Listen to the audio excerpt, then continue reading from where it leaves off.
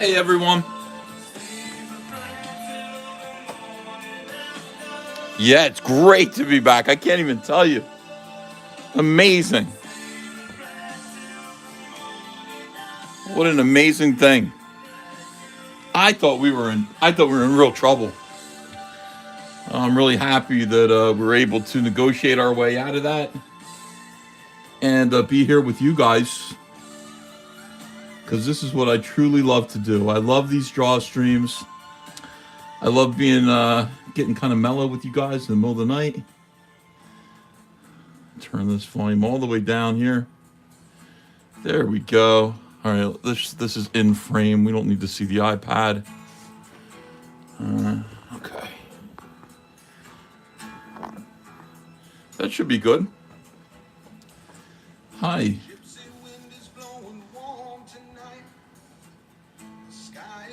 Oh my gosh. Let's go. Let's go. The start of another week, but I'll tell you, it's so the conditions outside are crazy. Obviously, this is like one of the worst winter blizzards we've had in New Jersey in many years. I remember one kind of worse in 2015 or 2015, I think it was. But holy cow. We're inside. We're snowbound. I don't think any of the kids are going to have school for a while. And the thing is, like, it's not going to melt off, my friends. Comic one says, how much snow did you get? So last I looked, 8 inches, but I haven't been out since. I'm told we're going to get 10 to 12 by the time it all ends, Still snowing now. Thanks, Comic Book One. Thanks for $2. Appreciate it. We've got... we funded the neon sign, and the artist jewelry, her friend makes neon signs, and it looks so good. It looks so good. You guys, it looks awesome. I saw a sample of it, of what it's going to look like. It's pretty exciting. So that's great. Now what we're doing with coffee is we're just flat out donating to my blackjack fund. If I get $300 together, I will go to the casino and tell you guys how I did in coffee tips, because it's, that goes straight into my personal account. It's nice. How did I measure the 8 inches? Says Comic Book One. You don't want to know. I just heard it on the news. I mean, I went outside and just kind of trudged around and cleaned off the car, shoveled a pathway to the car, and went back inside, and within minutes the car was covered again. I saw that my neighbors were already shoveling and everything, and I said, you might as well just wait until tomorrow. Anything that you do now, you're going to have to do it over again in the morning.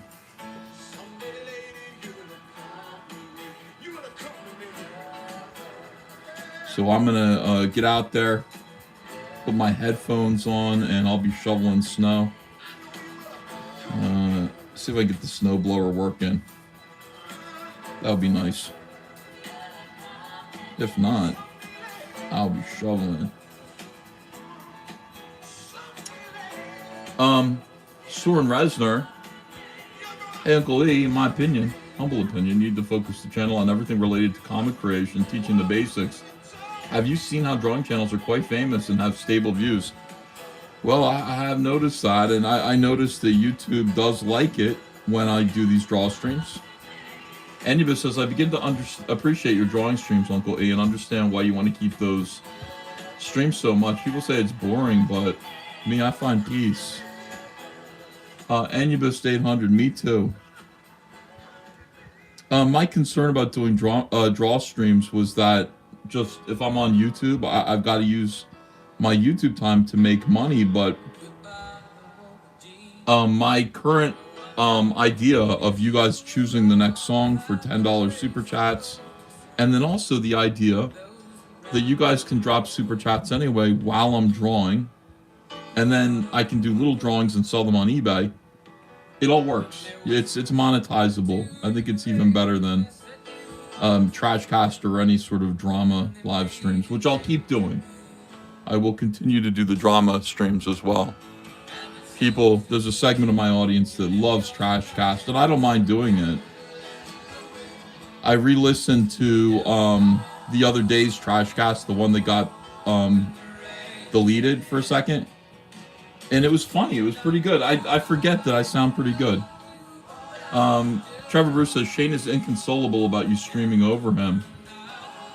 Well, I didn't know Shane was streaming right now. I didn't even look.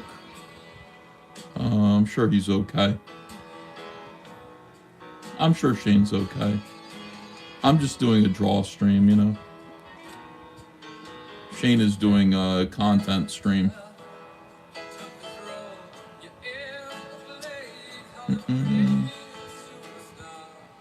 Yeah, I don't even look. I don't even bother to look. And the few times that I do look before I start to stream, I will stop. You know, I'll be like, oh no, Mandy Summers is streaming. I won't stream right now because I don't want to hurt Mandy's show. But mostly I don't look. You know, it's just like it's time for me to stream.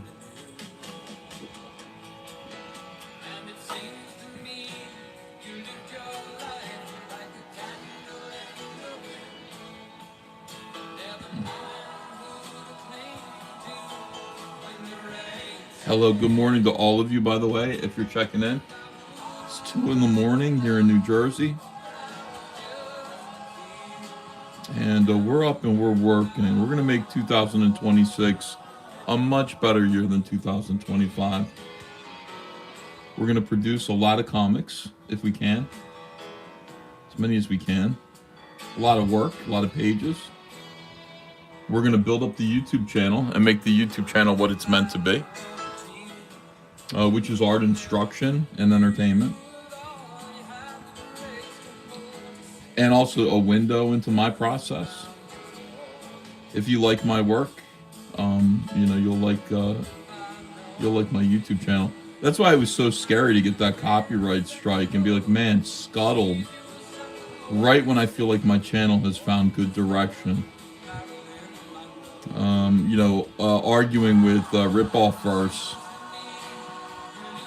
You know, he was saying really rude, awful things, and I think they were meant to sort of attack my pride, my self-esteem. And I just kind of went, no, I just got to get my channel back. I can't sit there and fight with this guy too much. I said some funny things to him in the negotiations, but mostly I was like, look, I don't care. You know, let me just get my channel back, please. Let's get an arrangement going here. And fortunately, yeah, cooler heads prevailed. Because you know, old me, 2008 me, would have been obstinate. But no, I'll just wait out the week. Fuck you. No, I don't want to wait the week. Let's get this fixed. Utilized all my diplomatic tools. Meaning I got his friends involved. And we worked it out. Also proved that he was lying. You guys helped a whole lot. Those of you who were all over Twitter and just like, you're a liar, like, we want the... You helped a lot. Like, that was the key thing to getting my channel back. Pestering him. Because he wanted to take dumb, petty revenge on me, I think.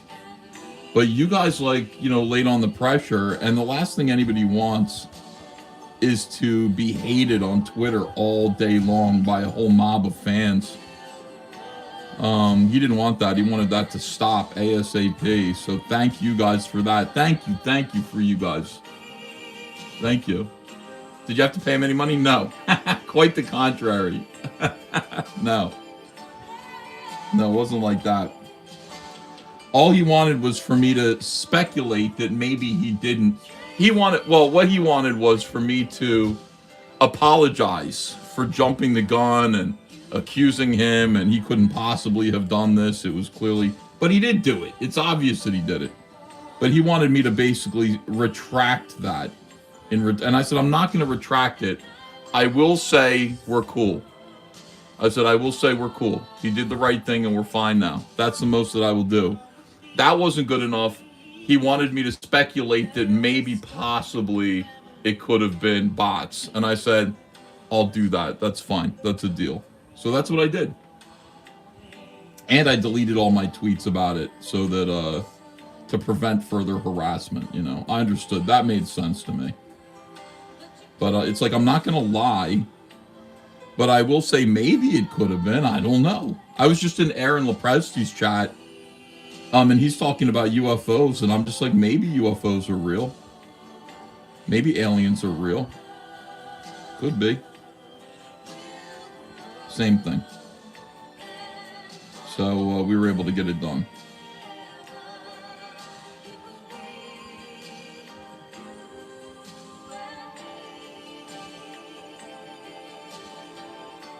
Ultimately, what it does is it just shows you can't let anybody, as much as it's nice to do collaborations and, like, you know, these people turn, like, everybody who's in my space, you have to look at them kind of a little bit. You got you got to look at them carefully, because a lot of them turn out to be nuts. So you can't give them any situation where they can have power over your business. And I've been taught this lesson over and over and over again. And still, I really just enjoy working with other people and helping them out, letting them in, borrowing from their talent, paying them. Yeah, it just, it always kicks your ass, and it's better just to kind of shut everybody out. And that's the truth. Like, it really is just better just to kind of be like, you know, I'm a solo act. I got people wanting to come in and be on Trashcast all the time, but, you know, Trashcast does work better. I'll let Shane in. I trust Shane. But it's better just to do everything by myself.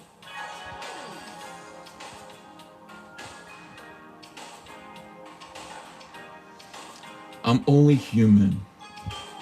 Darcidio says, are you going to play the Block Turds video again? Well, in our negotiations, he's like, I will give you the folder, and you can play this. So I don't care. He's like, you can play this stuff over and over again if you want now. And I just kind of looked at it differently, and I said, I'm never promoting you again. I'm not playing your stuff. Your logo, your email, all that stuff, your Twitter handle, your website, all attached to those videos. Like, it was doing a favor to you for me to play that stuff. I'm like a much bigger deal on YouTube, at least. Maybe not in the stuntman community, but a bigger deal on YouTube than you are. So, you know, anytime I show your work, like, it helps you. So I will not be showing your stuff ever again. No, thank you. Not interested. And then he offered it to me again. No, you can play my... No. I think he just wanted to kind of exercise, throw a little fit. Exercise some power over me. And that's the ultimate way to do it, to copyright strike someone's channel.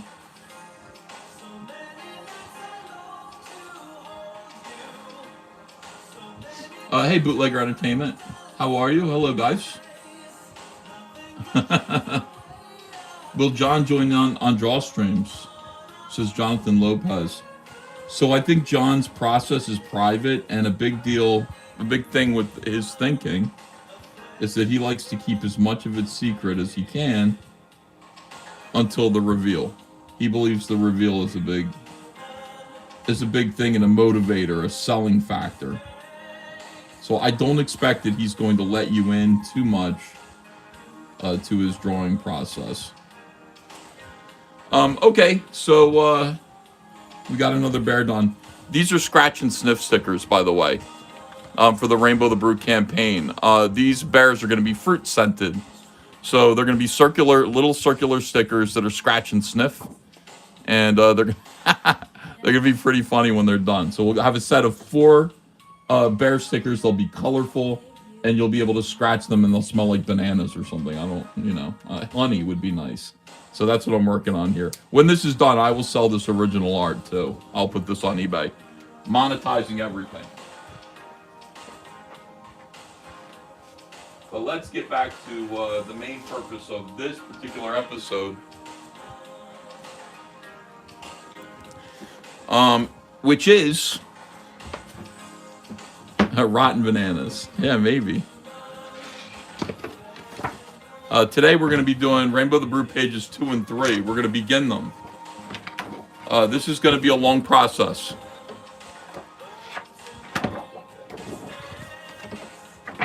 Okay, let's throw this back over here.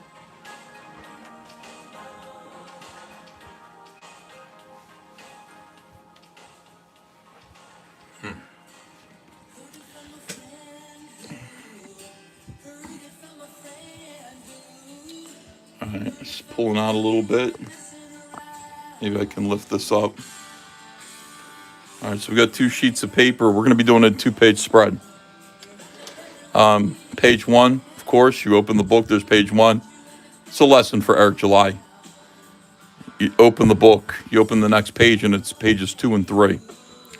And that's what this is here. This is a 2-page spread that reveals the idea is little sister came downstairs, teased her brother.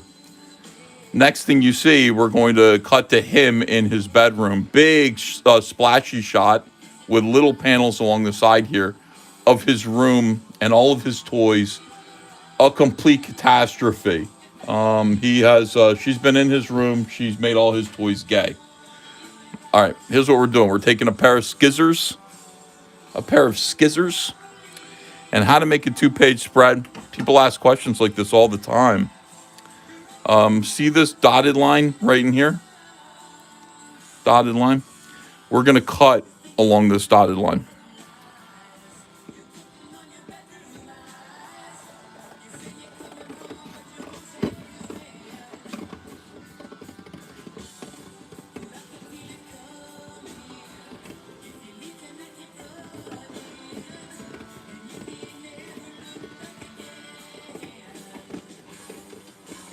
No, so not this dotted line. There's another dotted line there. Not this inner one, the outer one. Okay, we cut along that side there. And we'll repeat the process on the other page. And on this side, I'm going to flip it upside down so it's easier to cut.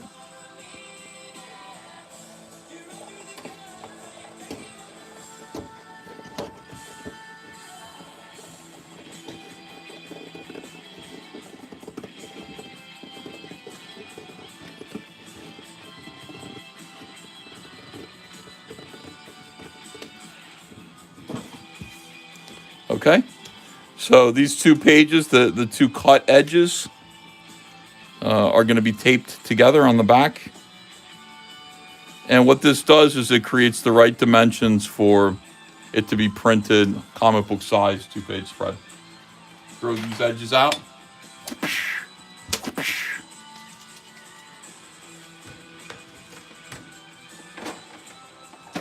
Question is, do I have Scotch tape?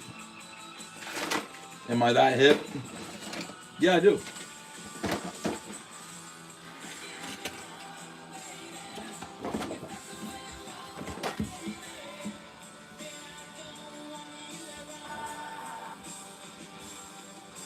It never quite matches up perfectly. There's always a little bit of a gutter there. It doesn't matter. Colorist fixes it. Make sure it's even.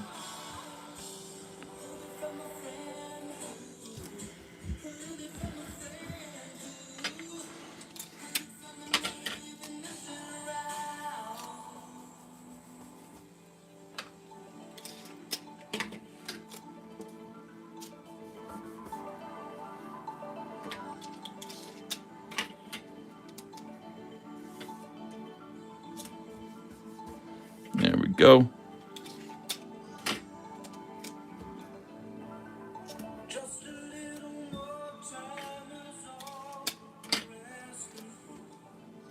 Wolverine says, I would have used a ruler and a knife. Yeah, probably.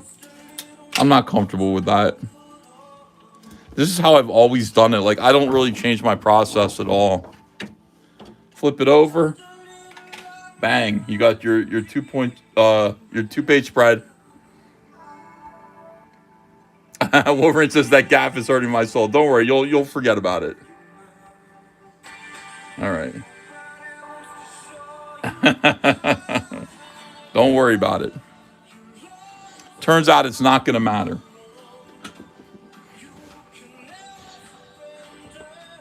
All right, we can get closer now. Here we go. By the way, you guys, obviously, let me just repeat. This is too close. Super chats. Yellow super chats, and you can pick the song. Otherwise, we're sitting here. We're going to listen to 80s Chill Pill on Sirius XM, which is fine with me. But tips are appreciated. Coffee tips are appreciated. And super chats are appreciated. Also, consider going to my eBay and making a purchase today. Actually, I don't know if they'll get... Honestly, I don't know if they'll get shipped today. I hope so. Okay, we got our ruler. We're going to rule the outer line here. Come on. Zoom out. Okay.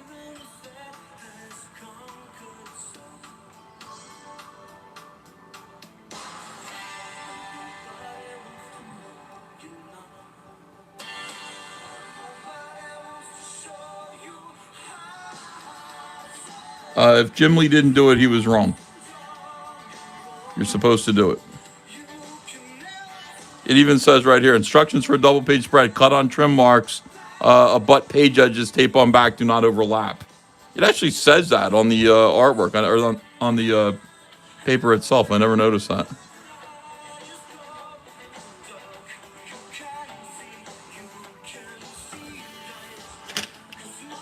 I mean, you don't have to do it, but what'll happen is about an inch of your drawing will be cut off, you know?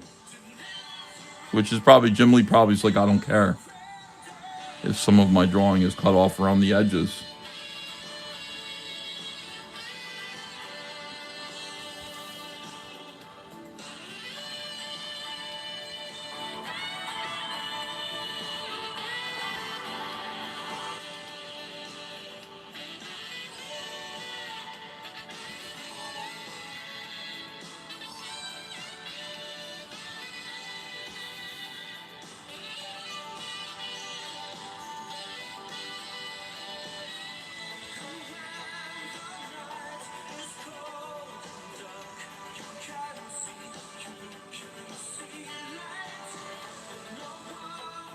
There we go.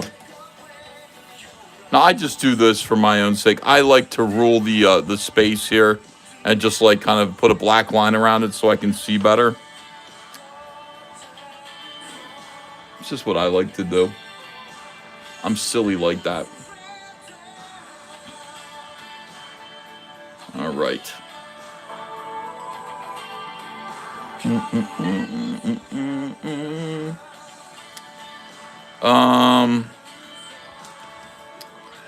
All right, I think we want to start out. Let's start out kind of drawing very roughly what I want the room to look like. I'm going to use a Dutch angle here on it because it's a horror scene. I mean, it's not literally, it's not like there's blood and guts in it, but it is a horror scene. It's a horror reaction. Hold on a second here.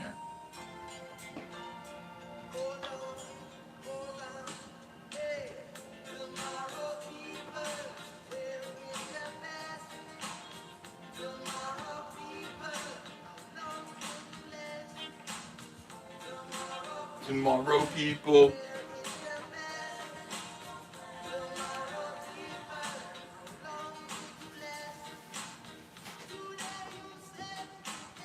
I think about like Creepshow in terms of just like comic book storytelling in so many ways. Just like dun dun dun.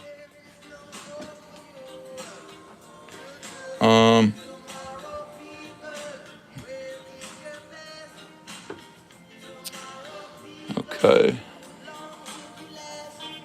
Let's see, how do I want to do this?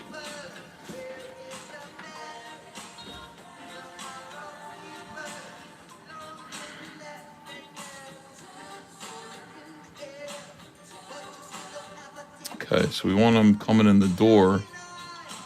And I feel like the door is over here somewhere.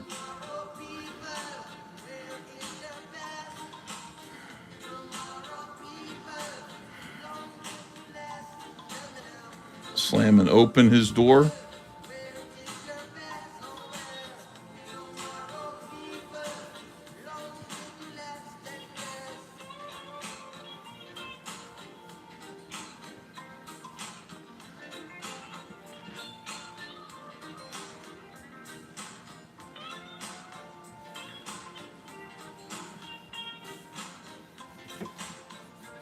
Want to leave plenty of room for the toys.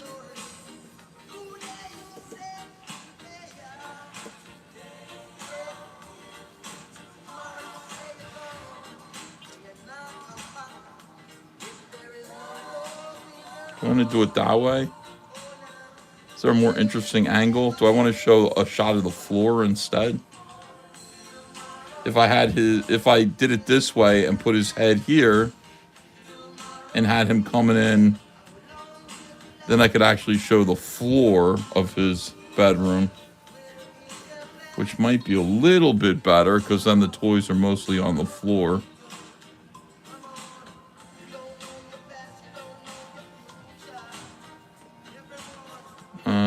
See, this is a good way to...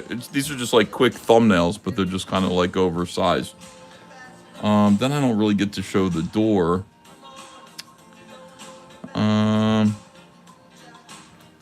I think what I want to do is I want to be down with the dolls. Wodenshot says, I'm lost. Wodenshot, yeah, I'm thinking through the process right now of how I want to present this page. On this page, what we're trying to do is we're trying to show the Imaginer entering his room, his bedroom, with shock and horror and show what the little sister did to his toys. So I'm working out what the best and most effective angle for that might be. Whether he's coming in the door here, you can see his figure. You know, there he is entering his room. And then we show the toys. And this, again, that was my first instinct.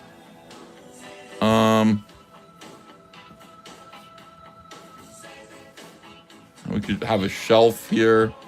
If we do this, then we can draw his bed so that it's clear that it's his bedroom. That might be the way to go. See, what I'm doing now is just feeling around. You know, this blue pencil, it's not meant for you to settle in and go, okay, let me draw He-Man here. It's not meant for that. It's to feel the rhythm of the drawing and find it on the page.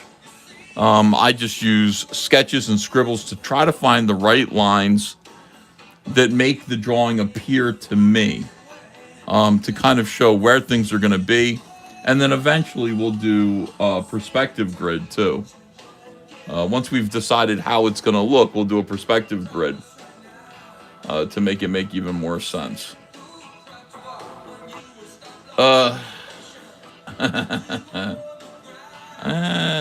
Let me see here.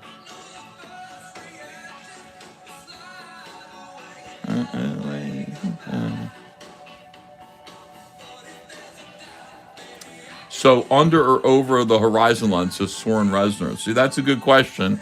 That's our point of view. So right now, our point of view, just the way that I've sketched this out, our horizon line is at his knees. We're down, just the way I've sketched it out. The horizon line is roughly here. Here are his knees. And that's because our eye line would be down with the toys on the floor. So we'd be down here like going, oh my God, you know, there's a bunch of masculine toys behaving like girls here. That's weird. We'd be down there with them, which might be the way to go, because then we can look up at him. We can get an up shot at him, and there might be more. We want it to be super melodramatic. We want his posture to be like as though he just walked in on a murder scene. And that's exactly right. The whole vibe is walked in on a murder scene, you know. Yeah. All right. I got it.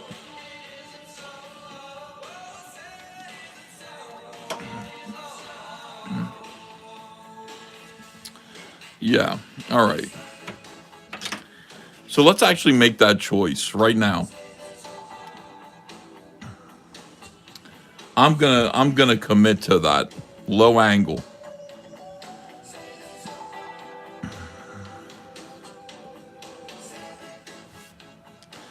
Um,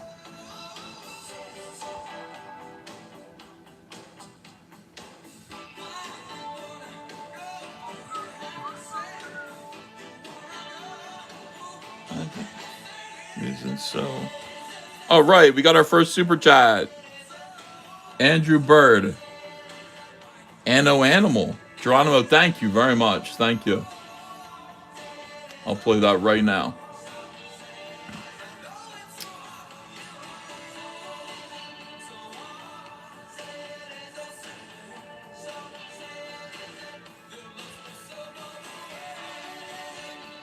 Wow.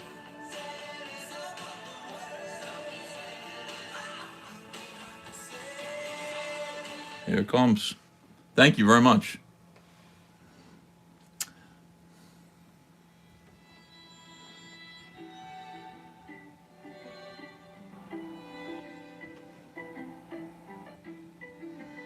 I wonder if I can do this with 1 point perspective.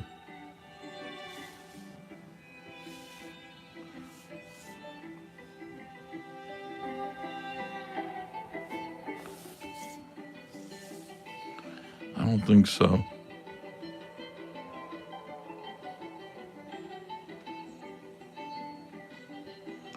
All right.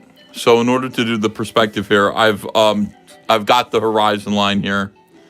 I'm going to put my first vertical line. I'm going to line it up with my figure so that we've got this axis right here. Okay. Now I haven't decided if I'm going to, if this is going to be 1 point or fake 2 point perspective yet. I'm pretty sure what I'm going to do though is I'm going to turn these lines into horizontals. So Matthew Rumor says, I think if you reverse where we were looking over his shoulder in the bottom left corner, looking out on the toys. Hold on a second. Let me try to concentrate on what you're saying. I think if you reverse where we are looking over his shoulder in the bottom left corner, looking out on the toys, moving towards the top left corner. So you think bottom left corner, looking over his shoulder, towards the top left corner. Isn't that what I was doing here initially? I was doing this, where this is him, and then we're looking at the toys this way, like splayed out on the floor. I mean, that's an idea too.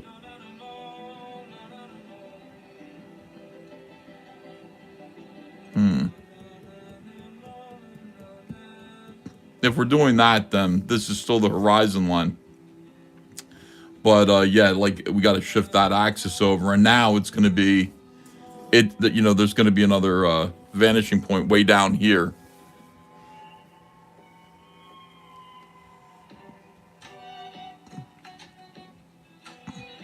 My problem with this is the last page that we saw. Let's not forget what the other page looked like. Let me go get that just so that you can see.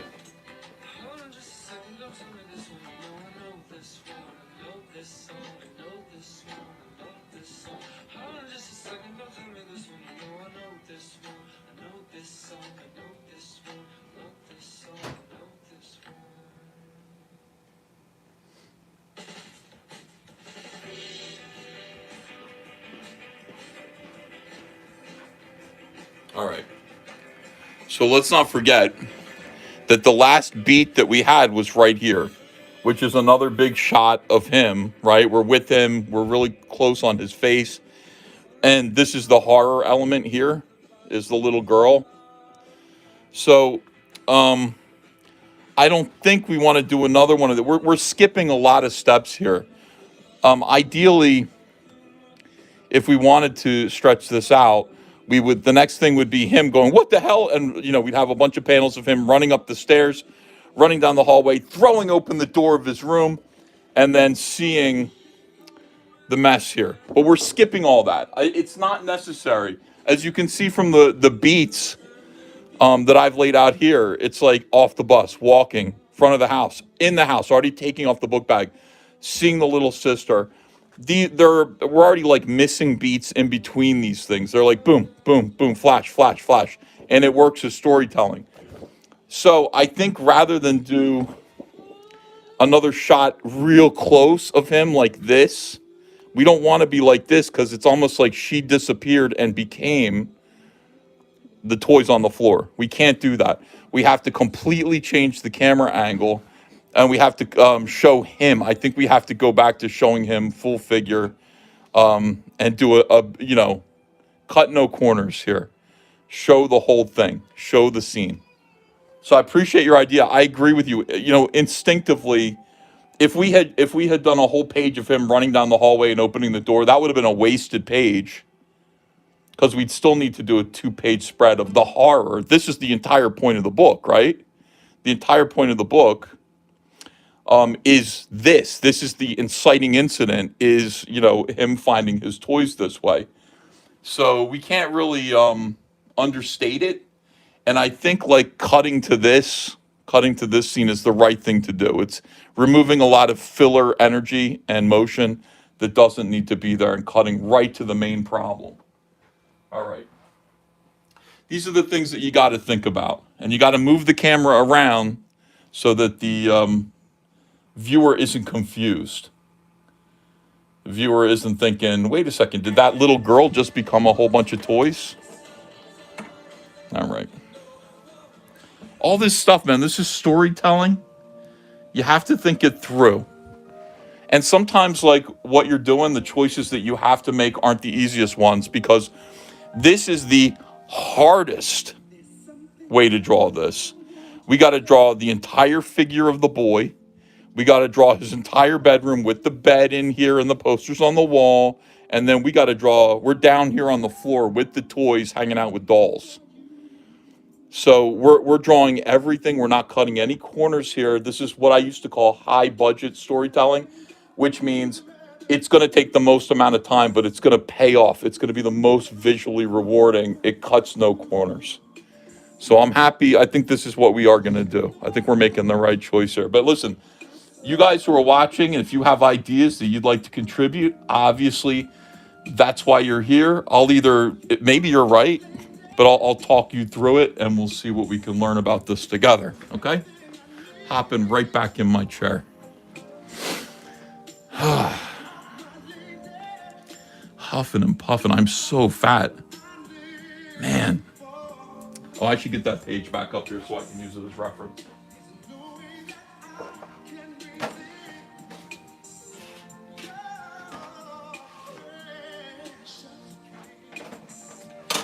Yeah.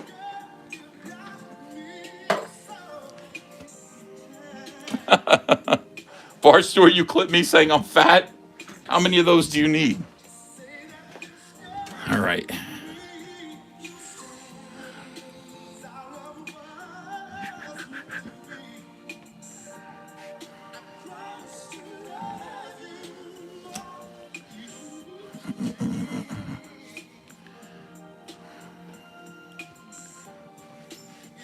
Yeah, I'm just going to keep it simple, 1-point perspective. That's it, right here, right on this axis. If I can't do this with 1-point perspective, I'm already, it's like 1-point perspective is, it's easy, but also it has the most impact. It's boom, it's an explosion. It's all coming from one spot, which makes it look like an explosion, which means, and by the way, ignore this now. This I was messing with there. That is not a vanishing point. This is our vanishing point. I've drawn an axis right here because this is where our eye needs to go. This is where our boy's going to be standing. And then we've got our eye line here, the horizon line. I've mapped out my vanishing point there because I want the eye to lead to where the boy is standing. It's going to be at his knees, so we'll be looking up at him, but our focus is going to be directed at him. Okay? I hope this all makes sense. I'm now going to put a grid in here just to help us see the scene a little bit better. We'll draw the grid. The grid will take a little while, so just bear with me.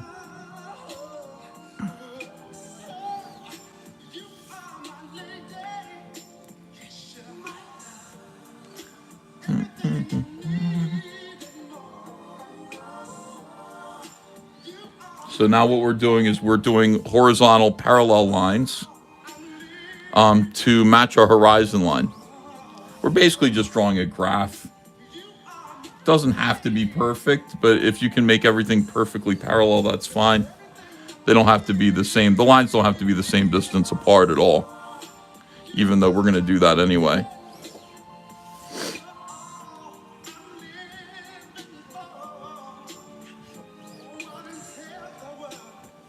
How many pages of Rainbow do you still have left to draw? Says Pute954.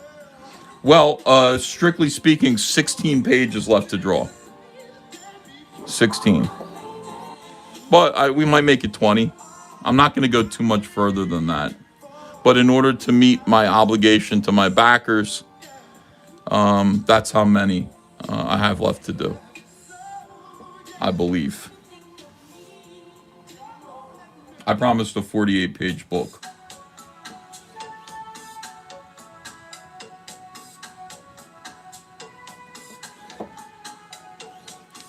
But I see storytelling as very much like filmmaking. I draw things in terms of scenes. I know the entire movie. And, you know, right now I'm working on this opening scene that I put off because it was so boring. This is, you know, obviously the bland, you know, scene of this kid coming home. It's funny. It's going to be funny to read.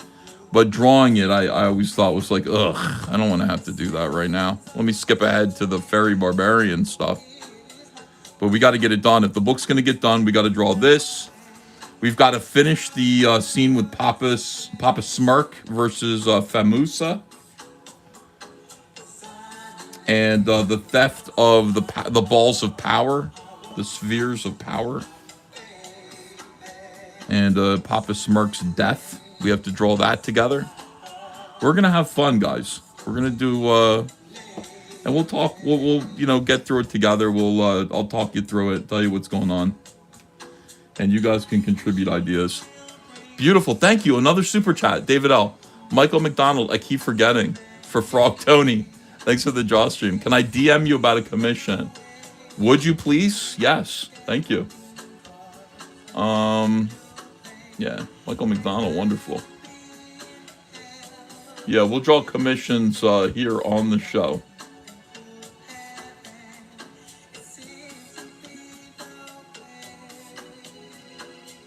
There we go. You got it. Thank you, David L.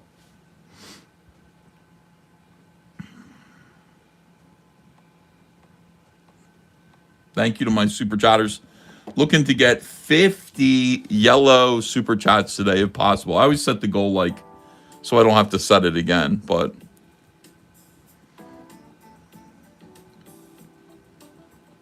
how did this white guy do this song? White people are good at things. But you hear this and it sounds like a black guy. Really bluesy, really nice.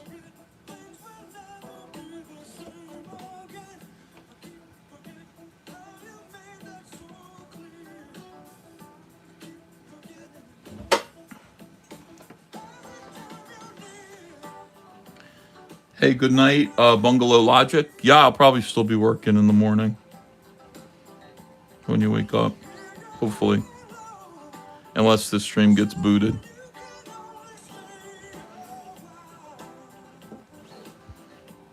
We'll try to keep the music low and talk, and I'll keep talking.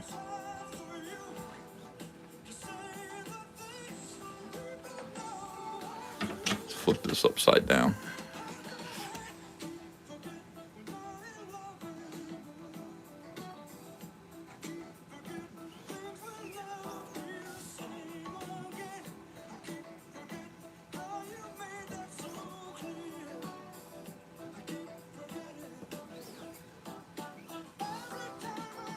Hey, Colleen Hunt. Yeah, I'm glad to be back. Thank you for your support. Hey, E, what is this, stream number 4 for the day? Damn. Yeah, listen, I am working on my YouTube channel, and YouTube is absolutely rewarding me for it. If I can use YouTube to draw. It does a bunch of different things. These draw streams are great. They keep me accountable to you, the backers, so that you know what I'm doing. I mean, I've been drawing every day, but you don't see it, so you don't know. It just seems like I'm fucking around. But if I'm showing you the process, you guys know exactly how much drawing I did. Most of it, anyway. And you can participate. It helps my channel. Creates a record of all of this. It's all. I'm going to be using my YouTube channel frequently. I will be live almost all the time. And we'll still manage to do the drama shows. We're going to do Comicsgate Kings tonight.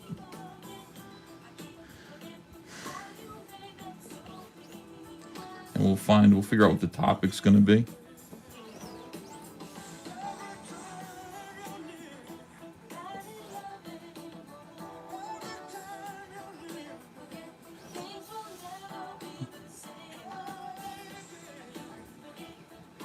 Oh, Weeble Wobble. Darcifio, you lived in the 70s. Weebles wobble, but they don't fall down. My mom loved those. They don't make them anymore.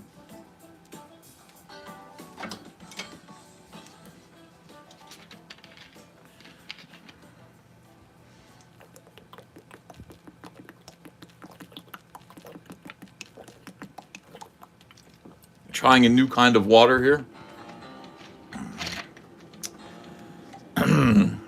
Essential. I mean, this looks like medicine. You know what I mean? Like, I wouldn't buy this just based on the packaging. It doesn't say this is drinking water to me. It says it's meant to be used for your car or something. I don't know. Bad design.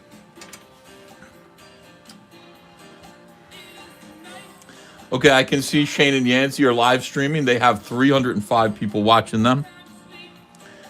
So that's good. They're doing just fine. They don't need to worry about me.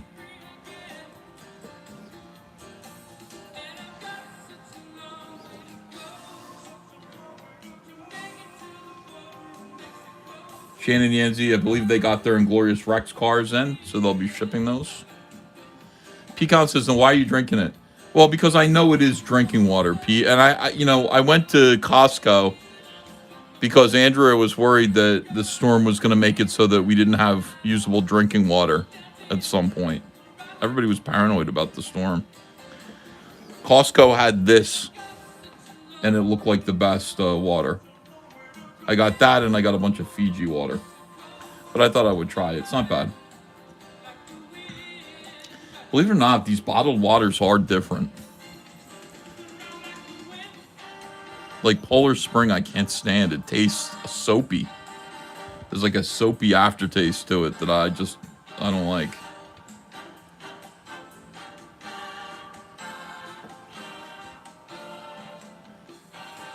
Darcipio says, EVS, unfortunately, I'm your age.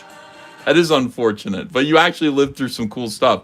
Geronimo, thank you for another super chat. I appreciate that. And you would like to hear Tortoise, Tin Cans and Twine. You got it. We'll get that on right now. And you said, turn it up a smidge if you can. I will. Whoops, lost it. There we go. Oh, that seems to be a performance of it. There we go.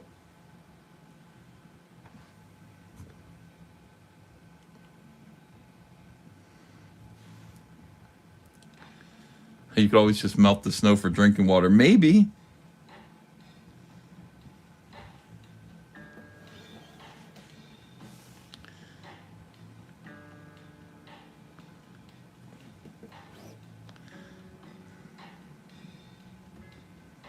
I mean, that is some survivalist shit right there.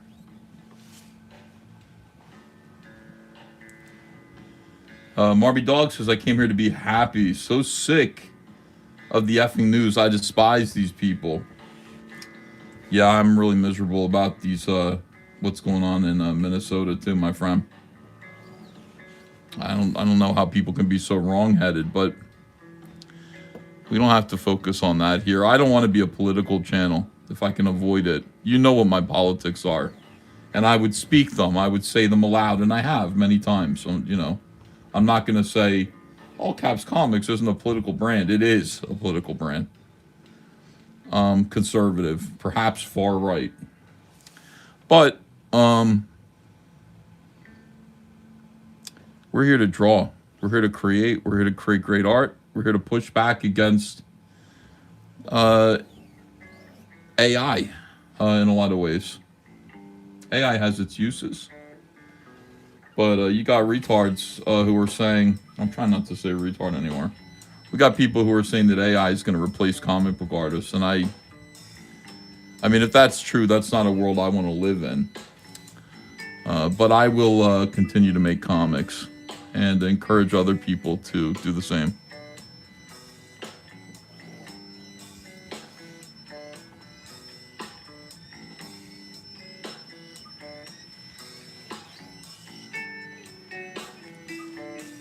Smiller was on Gary's. He was on Nerdrotic's channel. I guess he's okay now. How'd he look?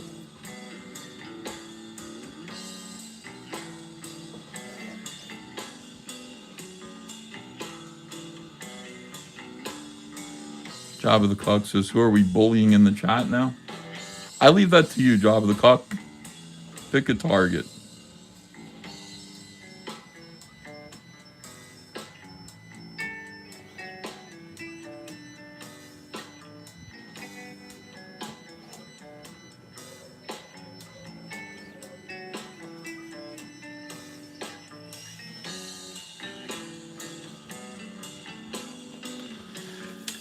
Let's do the horizontal lines now. Man, I really wouldn't mind another vanishing point. I wish I had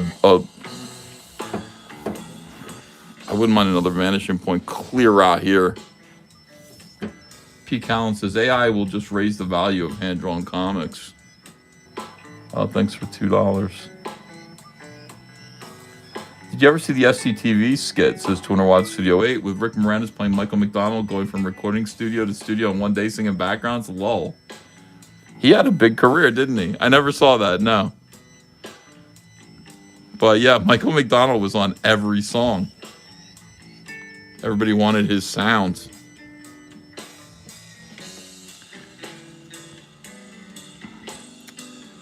I took Andrea to see the Doobie Brothers so that we could see him. He was playing with them on tour.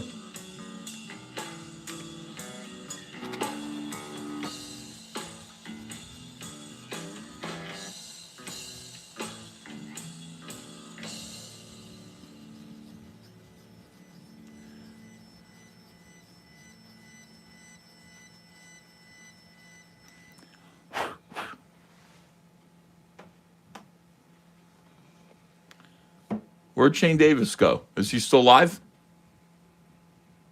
Shane, are you there? Huh.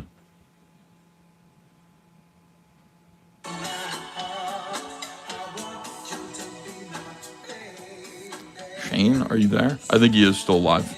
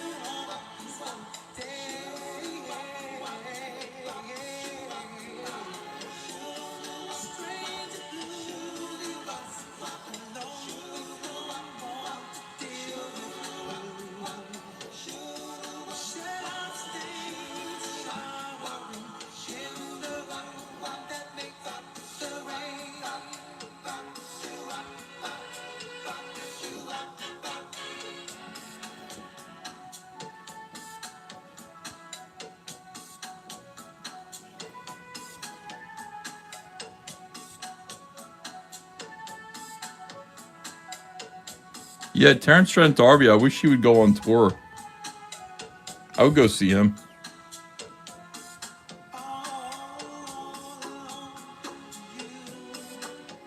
I think he's some kind of weird Muslim now.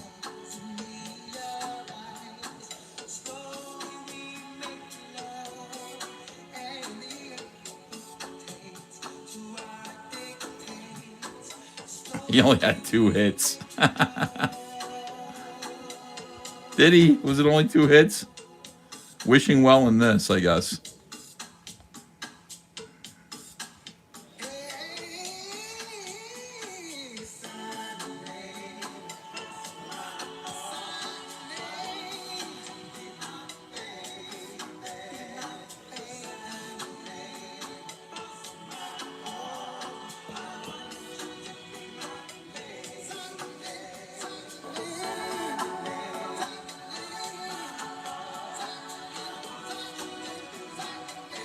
Yeah, I remember Maxi Priest. I was listening to them in the car the other day.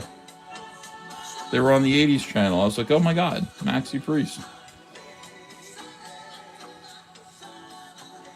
Long time no hear. That was like 1989 or so.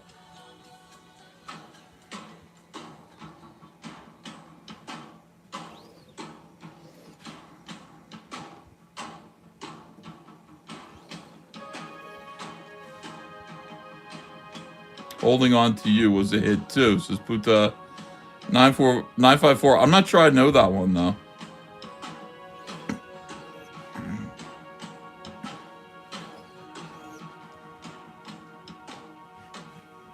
I used to call him Maxi Pad. Yeah, I guess we all did.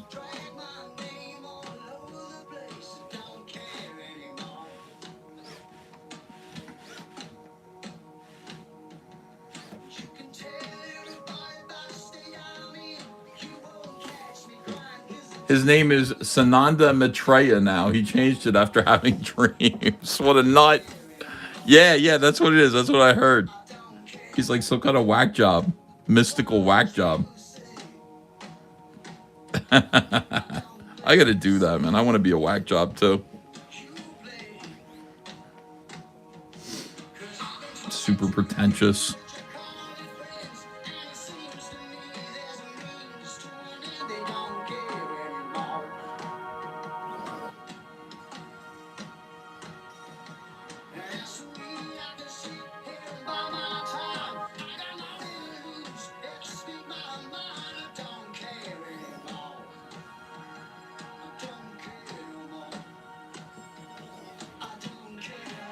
Hey, you don't need much practice to be a whack job, says Job of the Cog. Thank you. Yeah, I've been working at it for a while.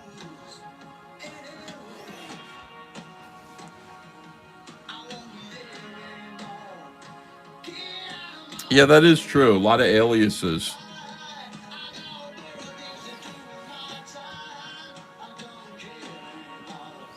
People all have code names on YouTube and Twitter.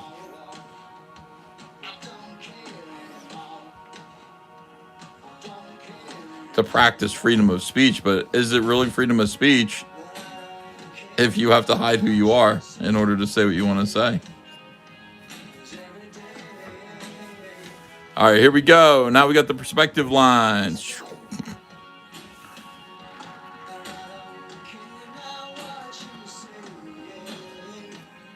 How is Phil Collins a rock star?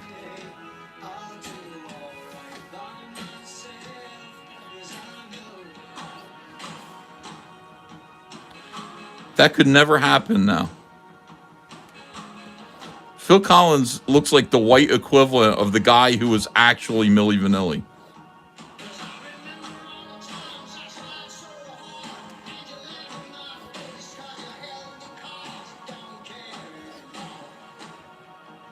Like, there, at no point did Phil Collins look cool. You know what I mean?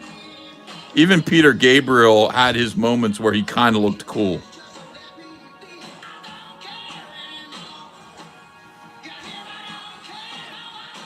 It was just flat out meritocracy. He was talented.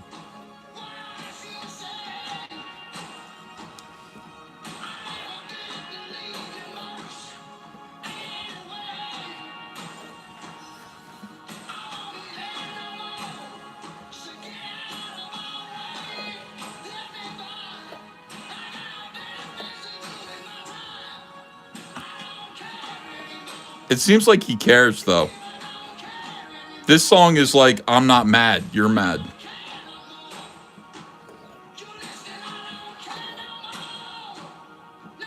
I'm not mad. Don't print that I was mad, because I'm not. Ethan, that is a lie. He looks super cool in the Illegal Alien music video he did with Genesis. I don't recall. Was he a puppet in that?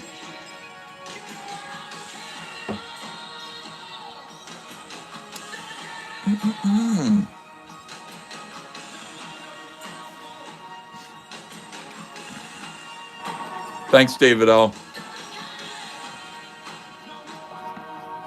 The Jeremy Griggs song.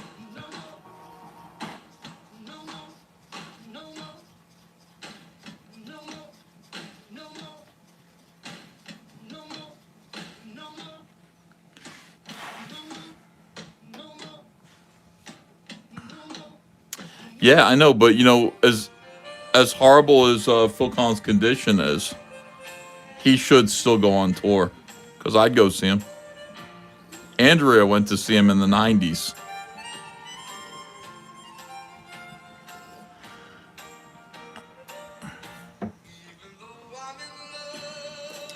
She took some guy out to go see him in the 90s, and the guy was like, Phil Collins, what is this? And she's like, you'll know every song. He's like, I'm not going to know any of the songs. He's like, oh, this is Phil Collins? How do you not know Phil Collins songs?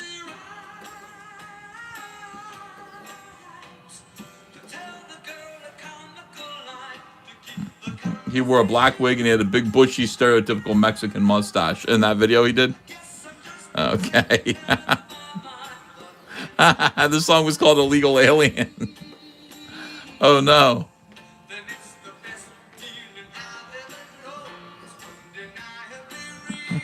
That's politically incorrect.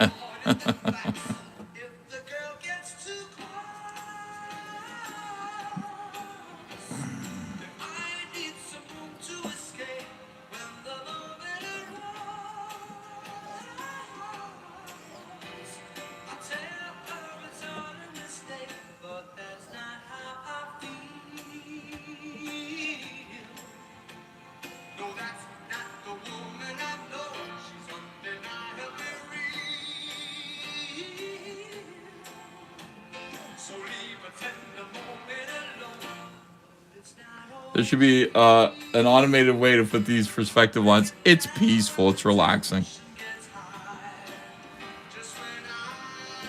Just take a minute, do this automatic, you know, thing here, and then get your thoughts together for the drawing. These moments where you're just kind of doing thoughtless work on a drawing are nice. You don't have to use your brain.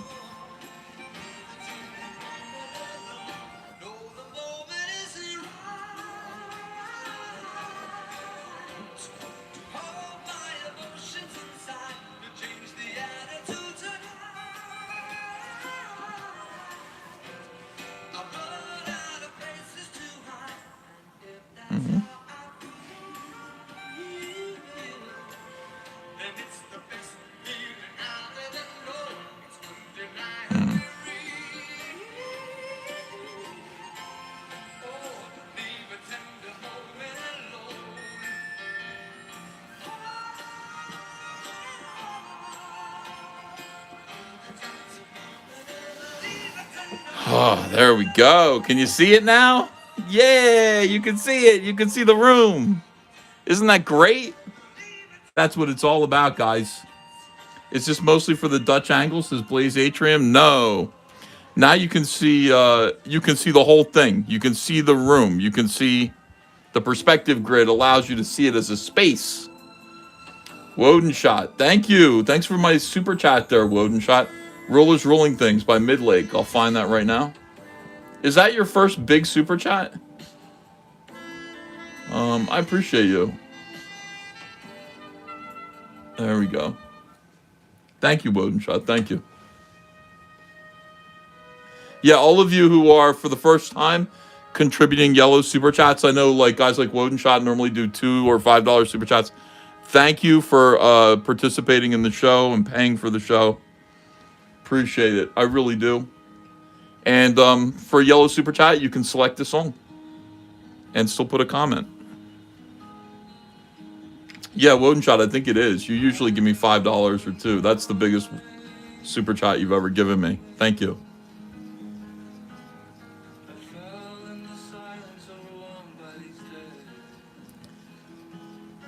Thank you, Wodenshot, yeah.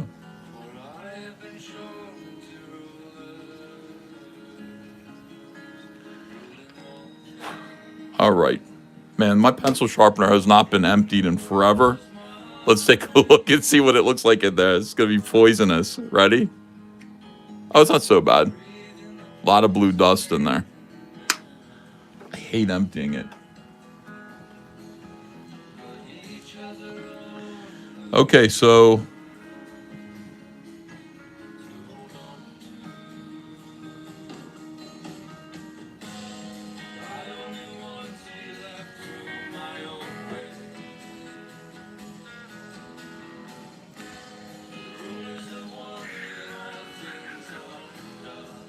up to his knees, like this is where his knees are. So let's think about like a little table.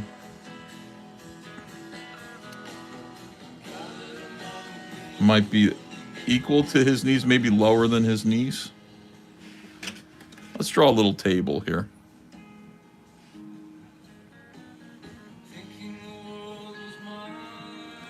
Trying to find a way to break into this drawing and begin to make it happen.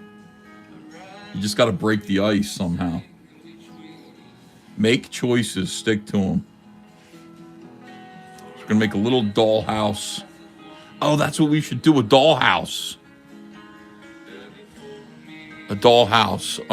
Castle Grayskull as a dollhouse. Yeah, I want to do that. I can put that over here. Okay.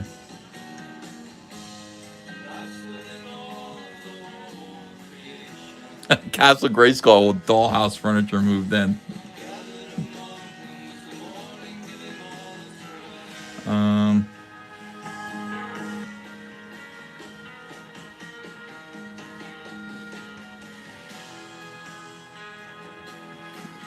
Alright, let's do He-Man here. Something gay, like right away.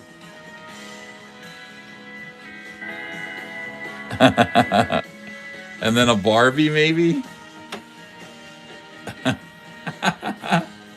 Okay, so we got a foreground element here. Let's just figure out like what the foreground element is going to be. Barbie having a tea party with He-Man. And I'll put a dress on He-Man. Just scribble this in. And then maybe here we should do another like He-Man toy. Also sitting at the tea party table. So that'll be the horror thing that we first see. I turn Barbie's head a little bit to the side here so she's looking back at us. I got to get reference for all these dolls. Draw them properly.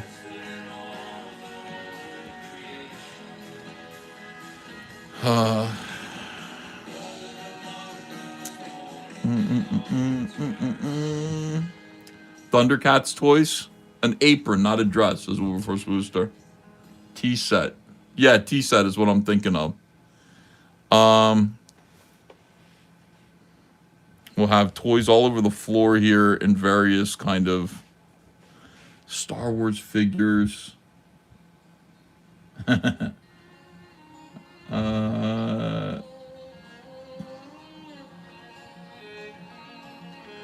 Did you do the he-him joke in this comic? Says Invariant 47. No, I mean that's irrelevant. It's mostly about little girls ruining. This is too big. This is too big. I gotta scale this down. It takes up too much room. I need more real estate if I want to do Castle Grayskull as a dollhouse. And I gotta come up with more visual ideas. More visual ideas for this. Of toys being disrespected by a girl. Stretch Armstrong wasn't really a thing in 1985. G.I. Joe with makeup on. Barbie with her hair cut off says just Batman. That would be normal. That's what he would do. This is what a girl, his sister, did to his tough guy toys.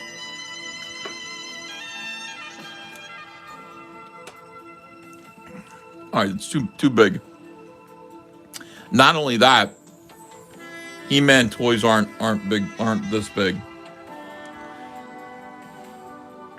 Up to his knees. I mean, they'd be down here actually.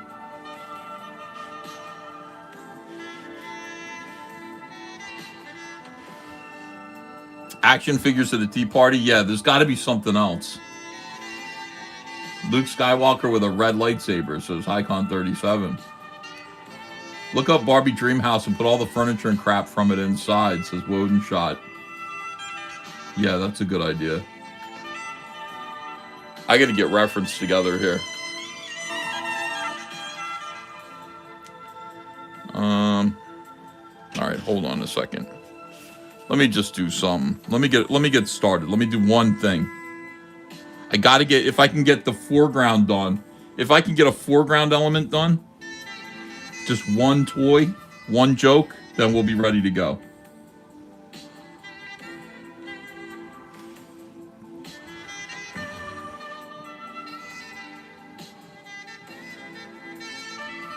But it's got to be lower to the ground because He-Man toys are little.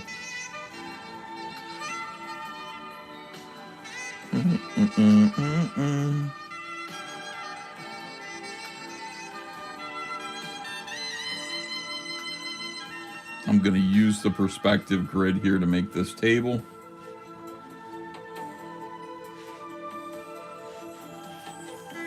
Let's go ahead and put some legs. Yeah, this is perfect. This is the right size.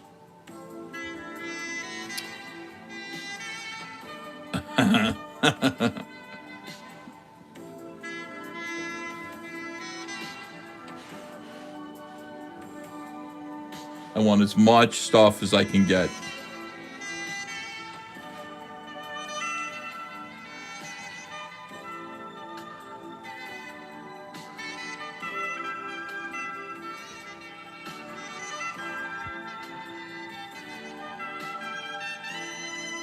Steve Giblin says, Ethan, my buddy doll. Well, my buddy was for littler kids. We want the stuff that we still like. Sensational Shoutout says, Ethan, you never played my Frog Tony dedication. Your stream went down after you read my super. Play it now. Poor old broken-hearted me, the truth. You got it. Thank you, Sensational Shoutout. Sorry about that.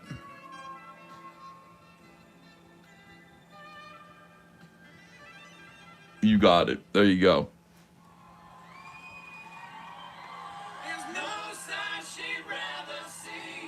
Well, this is cool.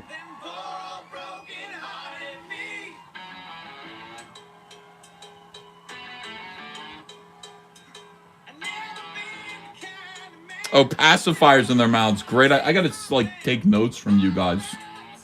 Action figures and diapers. Very funny. Optimus Prime with hairbrushes in the trailer. Megatron with fistfuls of friendship bracelets. I'm smiling ear to ear. Low Fat Water says, Ethan, you're not mad at me? Why would I be mad at you? Did you do something wrong?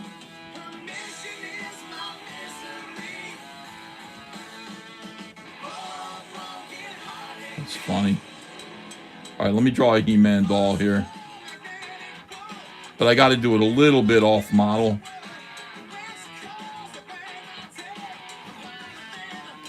table here. He's sitting down.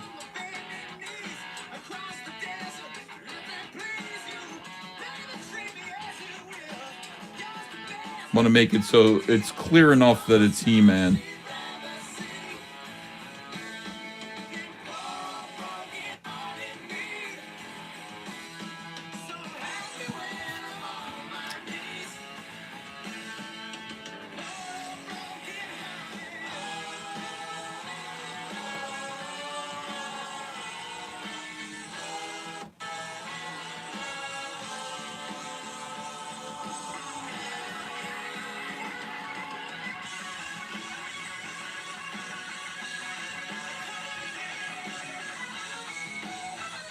I got to get reference for a Tea Party set. I can do that.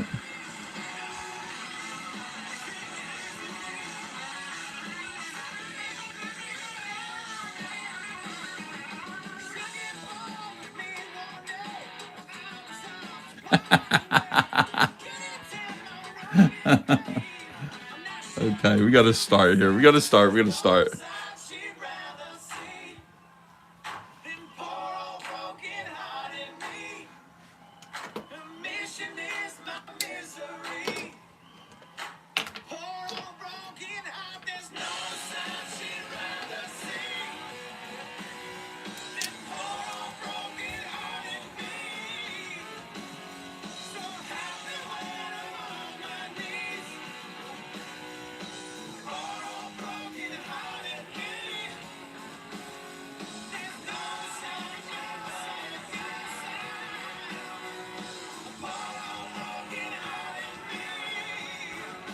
This is a pretty good song.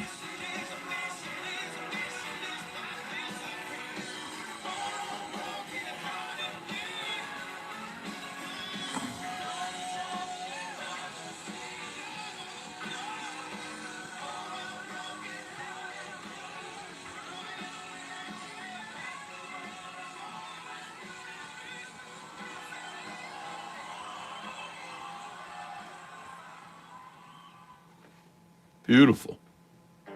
And that is going out to Frog Tony. Poor old broken-hearted Frog Tony. He's taking a beating, and rightfully so. He deserves it. Simps must be punished.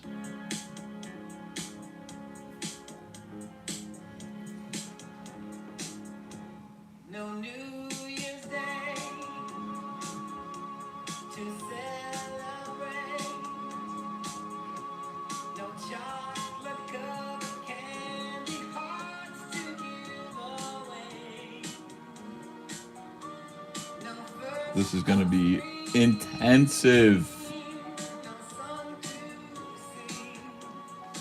We'll be working on this 2-page spread all week, but we got to get it done.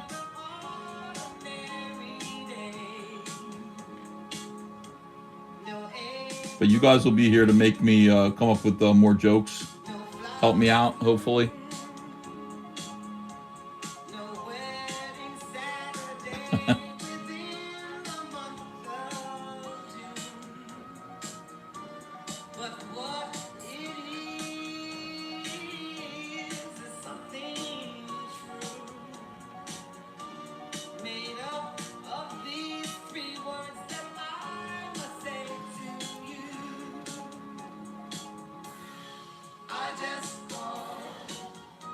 Comics Gate Dramas here. Hello, good morning. Will you make a cinematic spread? Just seems to be defeatist, you know. I'm going to let Eric innovate his own storytelling ideas. He can own those.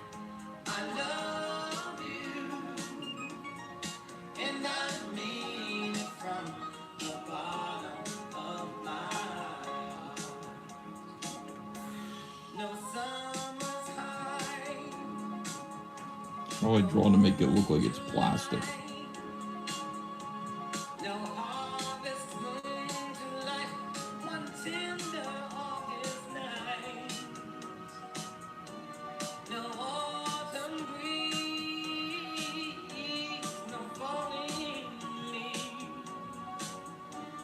Not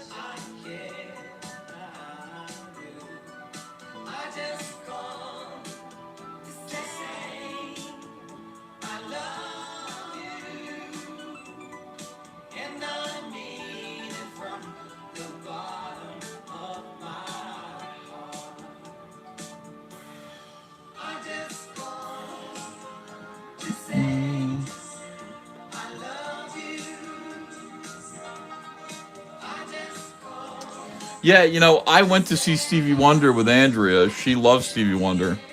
And I was pissed that he didn't do Part-Time Lover. I want to hear him sing about how he uses prostitutes. And he wouldn't do it. I was in the front row. I said, Stevie, sing the whore song. Sing about the whores. And I know he heard me. His hearing is better. Like, blind people can hear better than most people. He wouldn't sing about the whores. I don't understand why not. That was a big hit.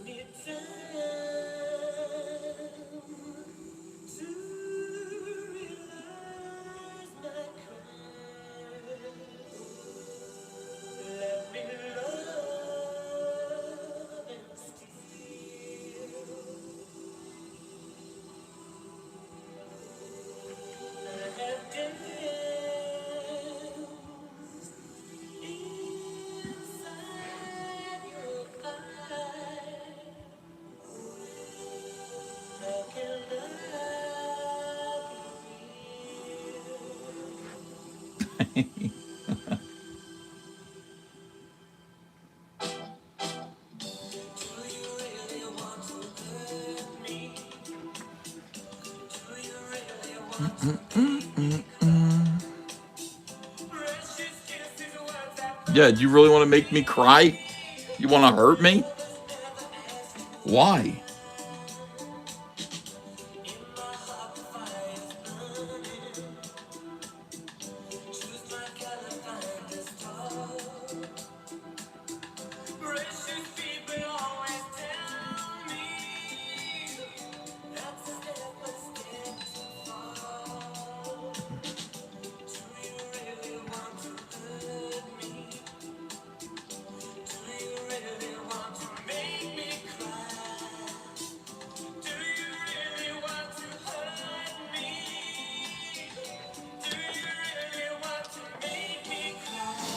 Halo Fat Water.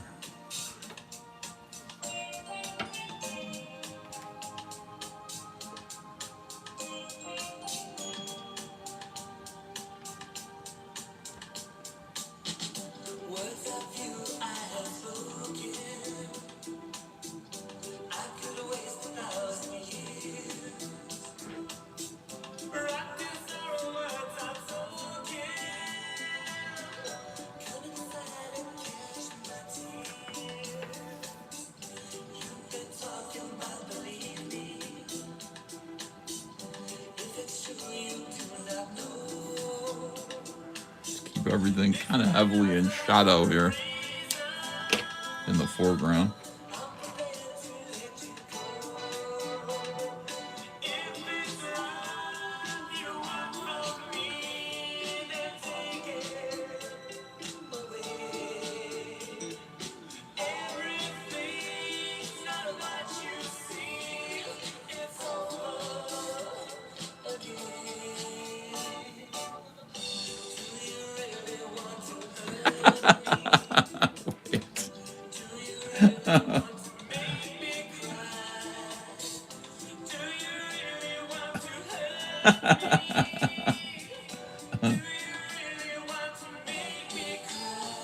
Okay.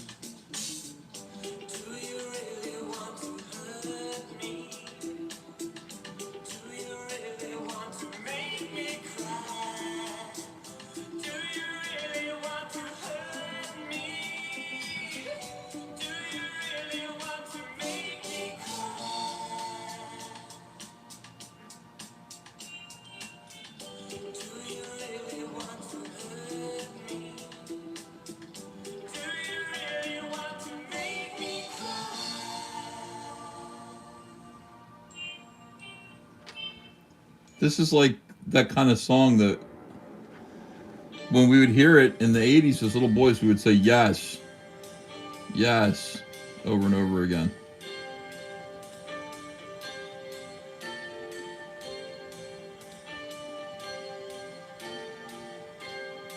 I don't know what other answer he expected.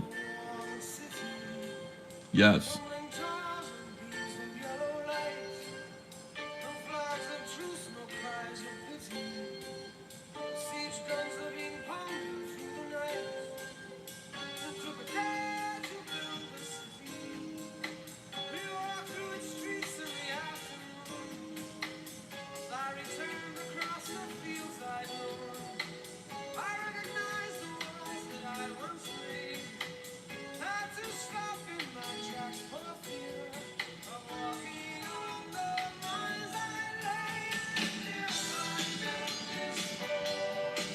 Now, is this Sting or the Police?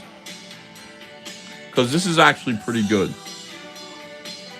And as you guys know, I'm not a fan of the Police. This is Sting, okay.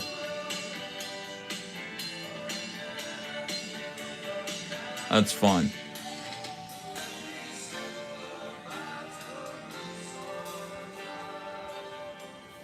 My dad, of course, called him Stink. Not a fan.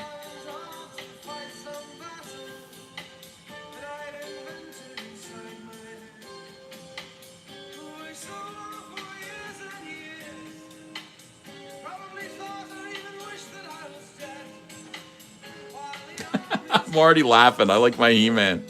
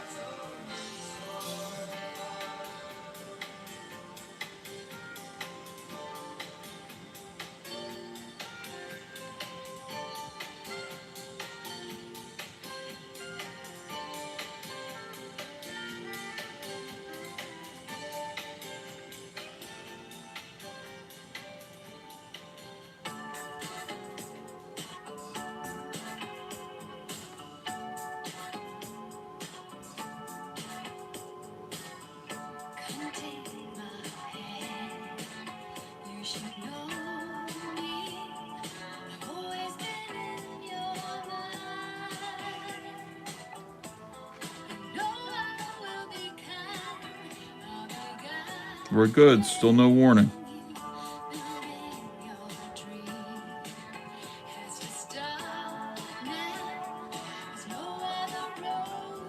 I sing this song all the time to myself. Have to believe I am magic. Nothing can stand in my way. Do, do, do. Doody, doody, do.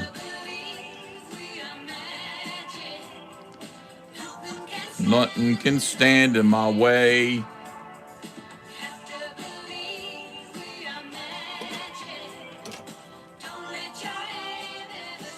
Don't let Shane Davis call you gay.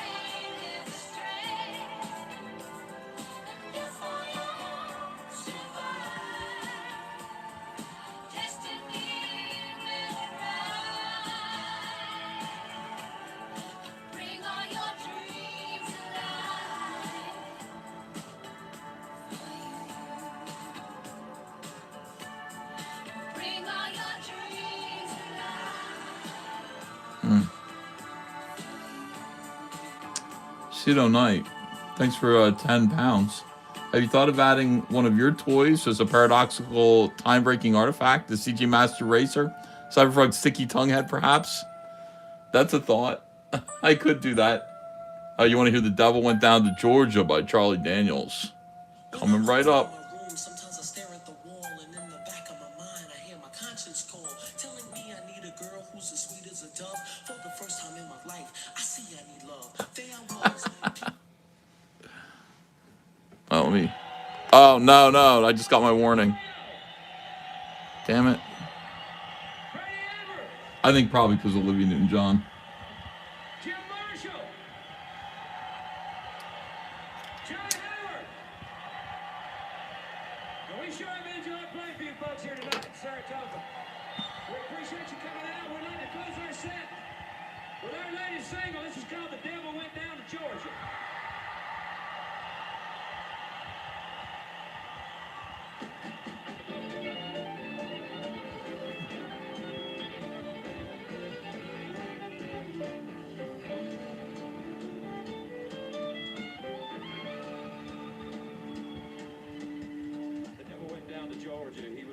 Soul to steal. He was in a bind, he was way behind, and he was willing to make a deal. When he came across this young man, saw him on a fiddle and playing it hot, and the devil jumped up on a hickory stump and said, "Boy, let me tell you what. I guess you didn't know it, but I'm a fiddle player too. And if you care to take a dare, I'll make a bet with you. Now you play pretty good fiddle, boy, but give the devil against your soul because I think I'm better than you. Listen, my name's Johnny, and it might be a sin, but I'll take your bet you're gonna regret because I'm the best as ever been. Johnny rising up your boy and play the fiddle hard, cause hill's broke loose in Georgia and the devil deals cards. And if you win, you get the shiny fiddle man to go. If you lose, the devil will get your soul.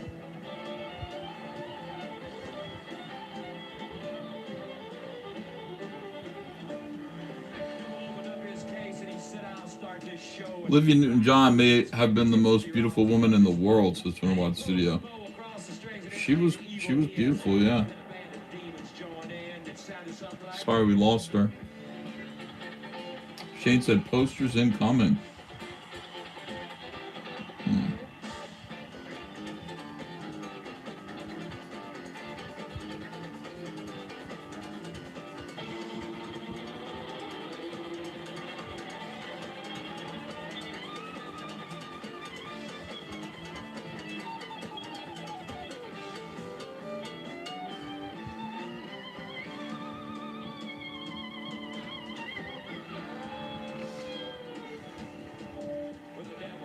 Johnny said, well, you're pretty good, old son, but sit down in that chair right there. I'm going to show you how it's done. Found a mountain, run, boys, run. He lives in the house of the rising sun. As you get in your bed, better pick it out, go. Granted, you don't make no child, no.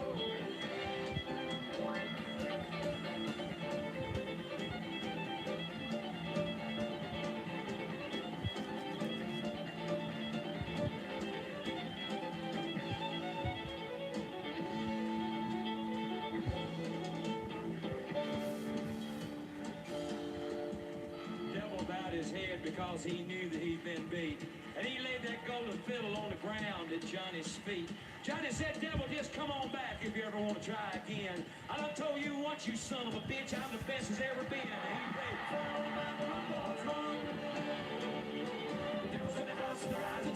played, wow, he beat the devil.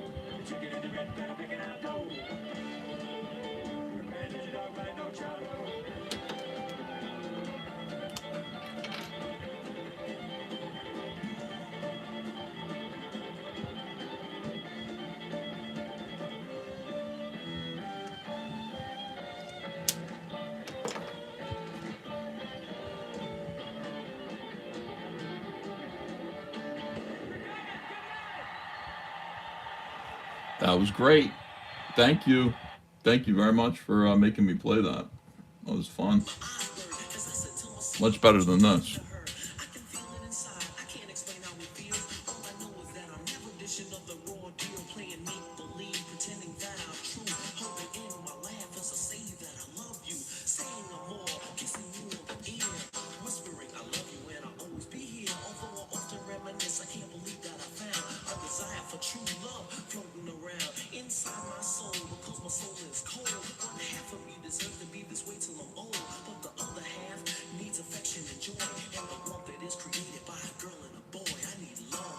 I need love, girl.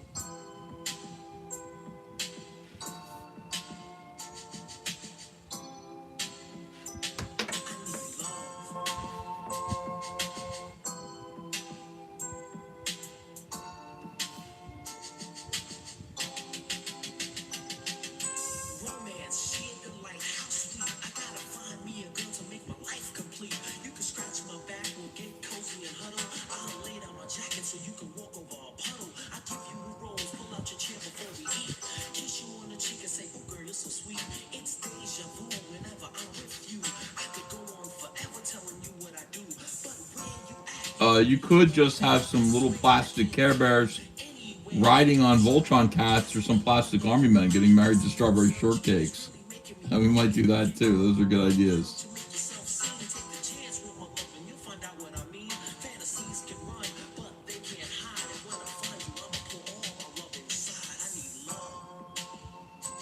I need love. I think Dan Fraga played this for me one time back in the 90s and said it was him.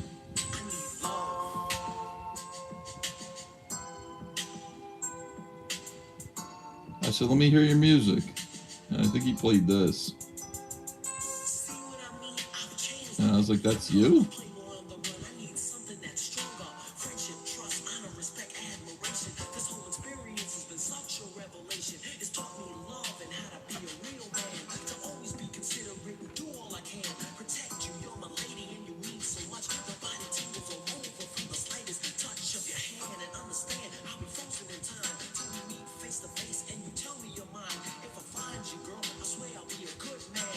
I'm not gonna leave it in destiny's hands. I can't sit and wait for my princess to arrive. I gotta struggle and fight to keep my dream alive. I searched the whole world for that special girl.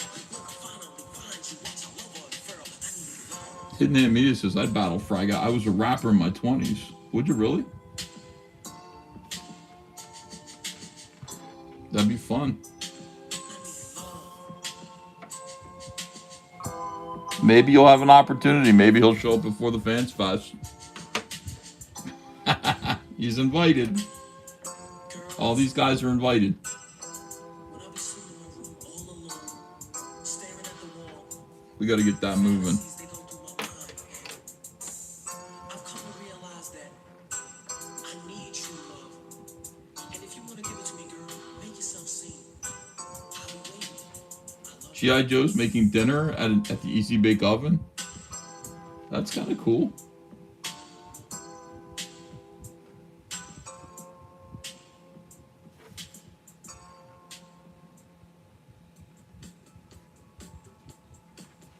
But, you know, I think I have a different idea for Easy Bake Oven, though. If you know what I mean.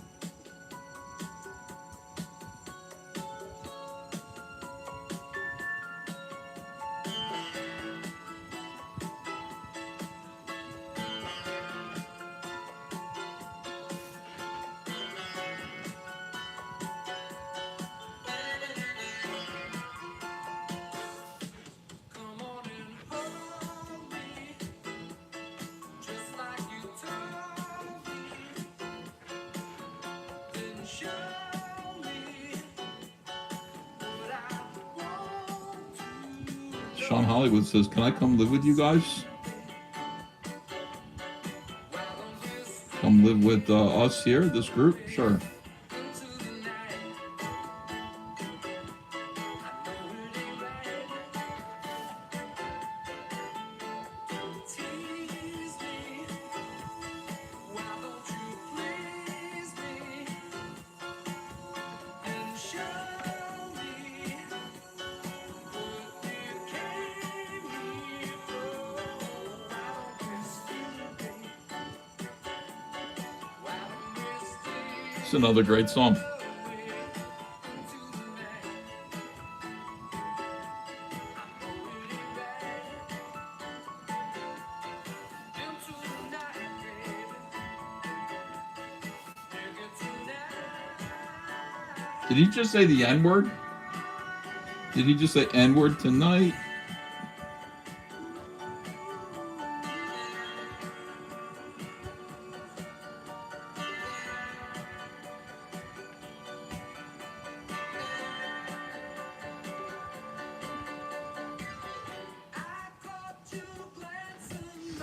He did say it, yeah. I thought so.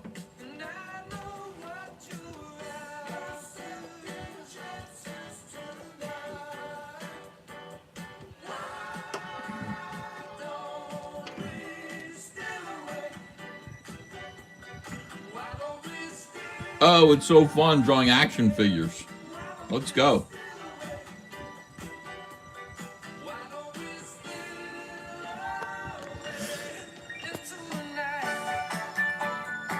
Move this over, zoom in.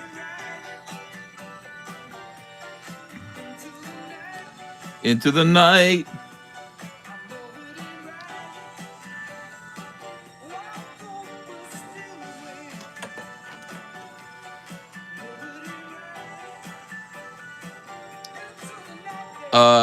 I too can talk in rhyme, but it sounds like lyrical crime. Says Cedo Knight. Hell yeah.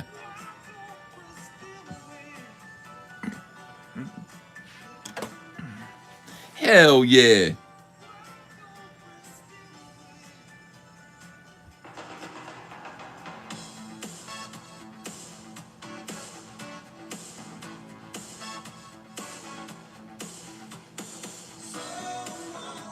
Another great song.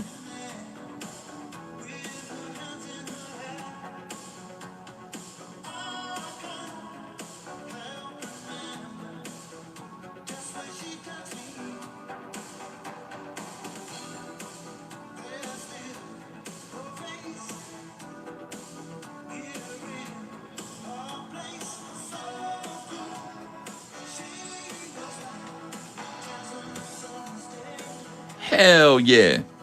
I want to say that all the time now.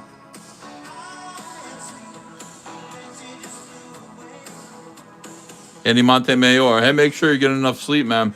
I know it's killing me not getting enough. Can you play Smithereens only in memory? Yeah, sure. I'm trying, man. I'm trying my best to get sleep.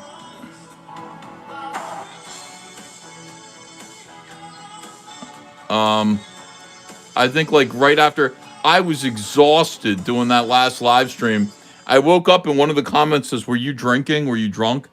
Was it like that? No, I didn't have any alcohol. I was just really tired and, trying to declare my victory over getting my YouTube channel back. I meant to go to sleep, but like I figured I better show up and say, "Hey, I got my channel back."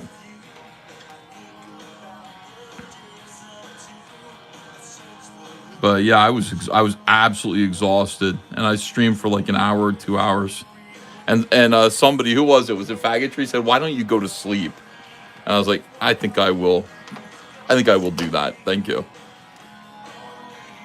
Got about 4 hours. But I've got so much work to do. Like, I wake up going, I gotta get Rainbow the Brute going. I gotta get to work.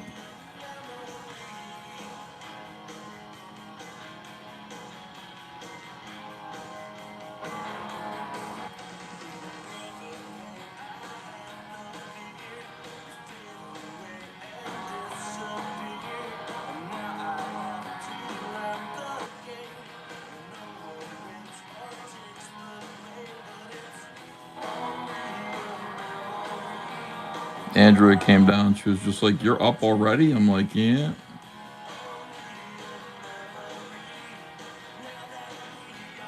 Me getting out of bed wakes her up.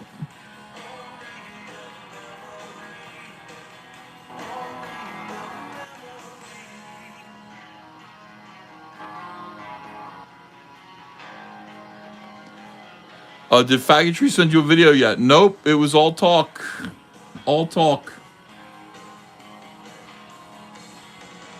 Slacker23 says, "King's coming up. You need to get some sleep." Well, I got to do this. I want to get a good jump into this 2-page spread. And then I got to shovel the driveway. And maybe I'll get some sleep before King's. I hope so. I want to win King's at some point. We'll see what the topic is tonight. I did pretty good. I got like almost second place last week. It got swiped out from under me by Joe. Last minute in the polls.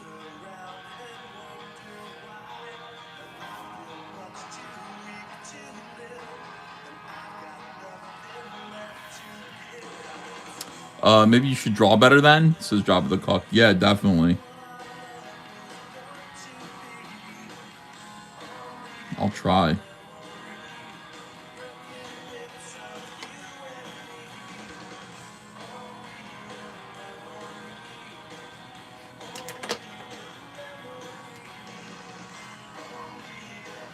The thing about doing pages for comic books, or actually doing any art at all, is when you're facing down a blank page, you just want to break into it. Just like break it. Get something on the page so that it's started. Make some choices. Otherwise, you just stare at it forever and nothing gets done. Make some choices. Me drawing this little He-Man Tea Party is the perfect thing to do. Let's just get it done.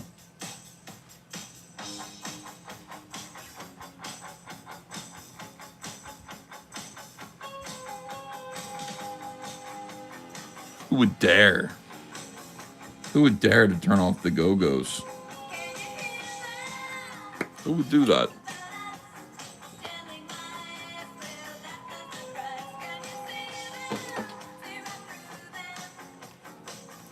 I like Belinda Carlisle. She had that baby fat on her face. It's a cutie.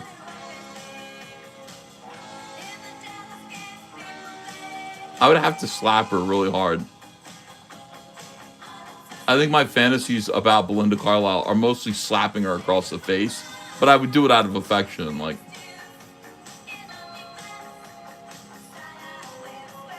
yeah, I'd have to do that. I prefer Hoff, says Doug. Yeah, me too. The roads are bad, Ethan. I don't know if I'll make it to Kings. Come on, Shane. You can do it. I live to see you.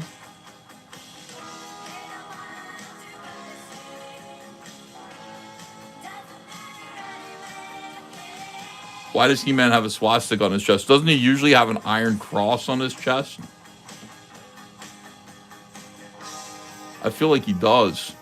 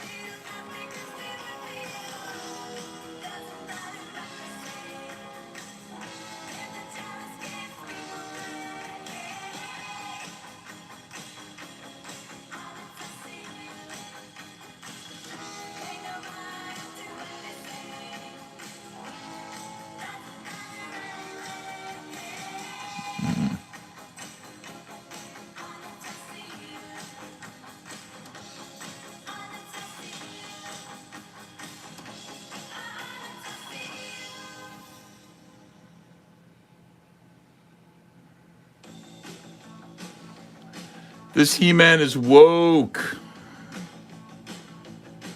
EVS is drawing a woke He-Man.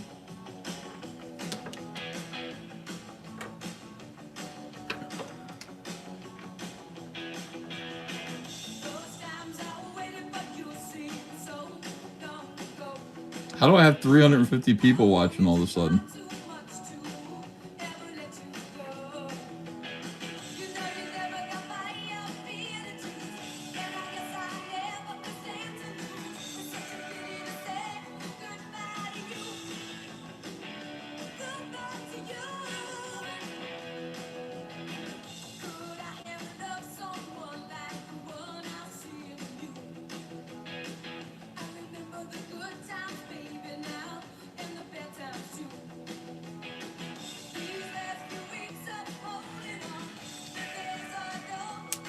Oh, Shane and Yancy finished their stream. That's why.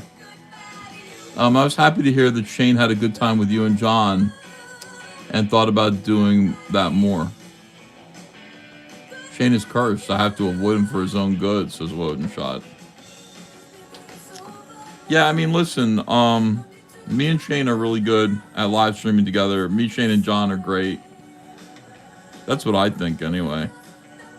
I like to listen to us. You know, I'll go back and listen, and I laugh.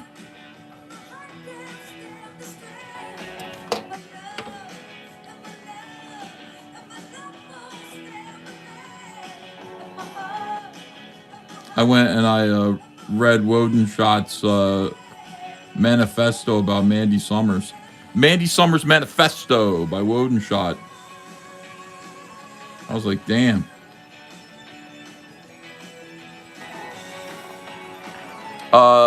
Sulapping is just a way of slapping is just a way of showing love to a lady. Yeah, I mean, sometimes. It's just because she has a fat face, like her fat cheeks. I wouldn't, it's not like to be mean or anything.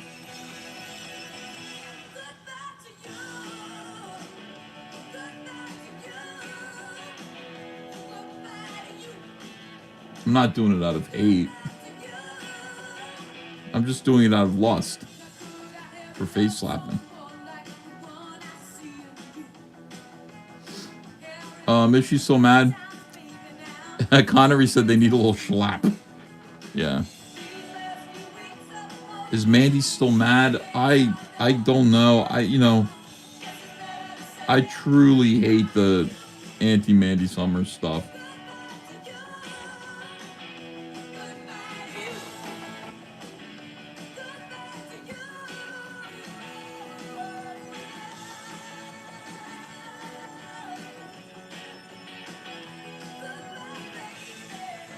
It seems to me that every time somebody comes after Mandy and makes allegations about her, she vindicates herself big time.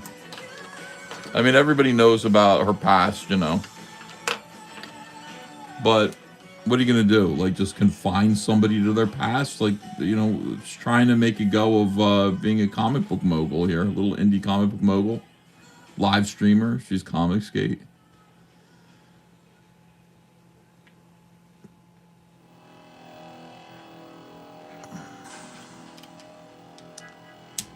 CG Triumvirate, Ethan, John, and Shane. There's Shane. He says, help!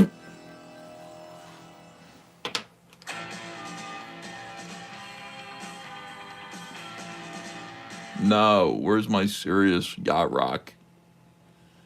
Where's my serious yacht rock? Let's go.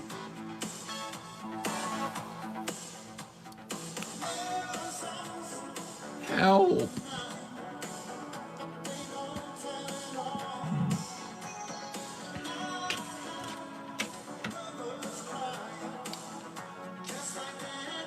Well, first of all, Shane Davis is funny.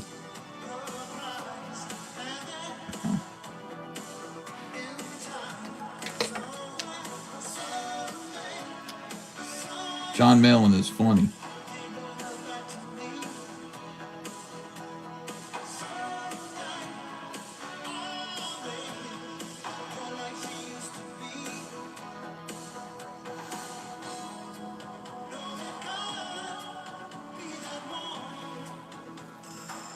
Funny looking.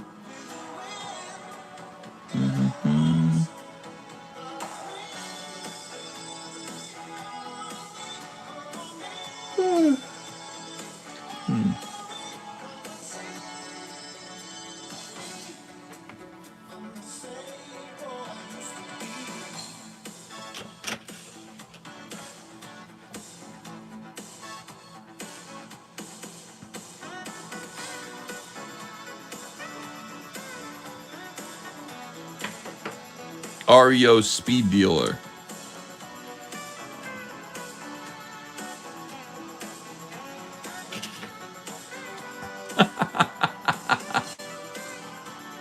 That was funny when somebody called Eric July's band Oreo Speedwagon.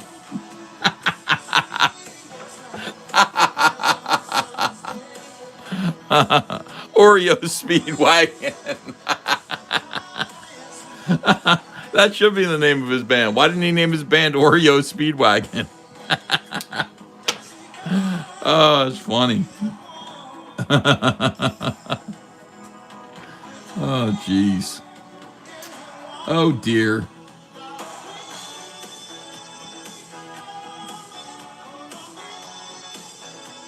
It's just like a bunch of white guys and one black guy.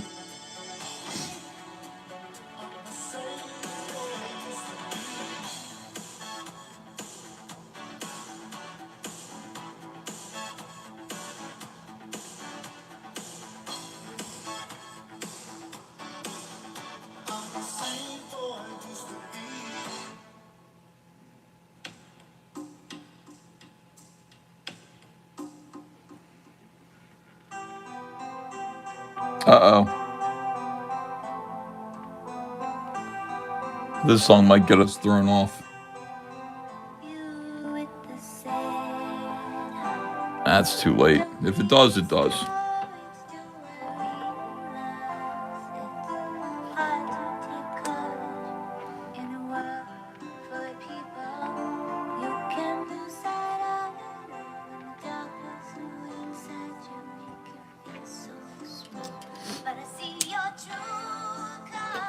Bullet says, I just got over my EVS fatigue, so I resubscribed.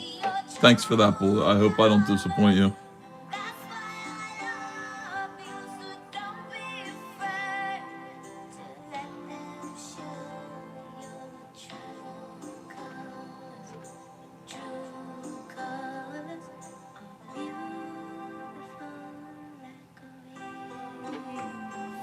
EVS fatigue.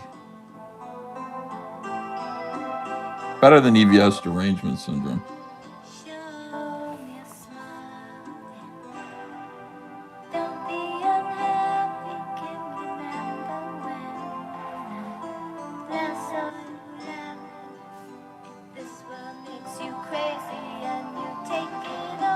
If we get shut down, I'll come right back online.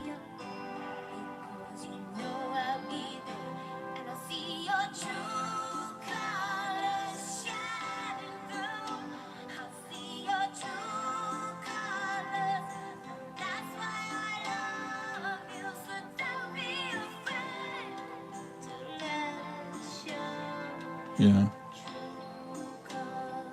Thank you, Andrea, for seeing my true colors. Thank you, sweetheart. Unlike all these other people. Unlike all these other monsters.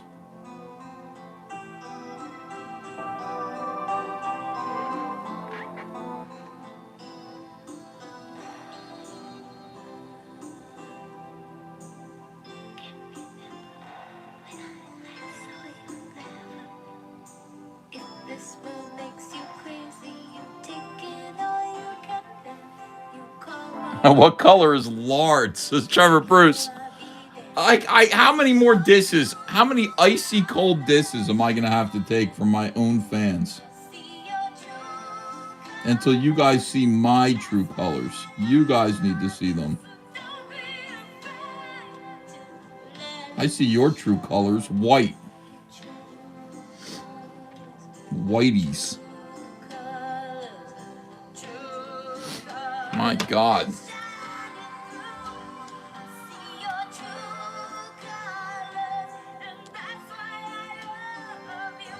Don't be afraid.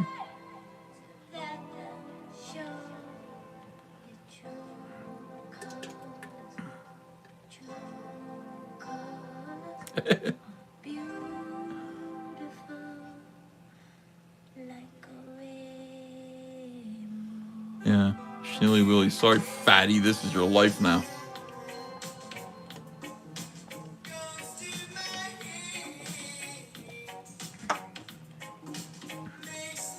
So true.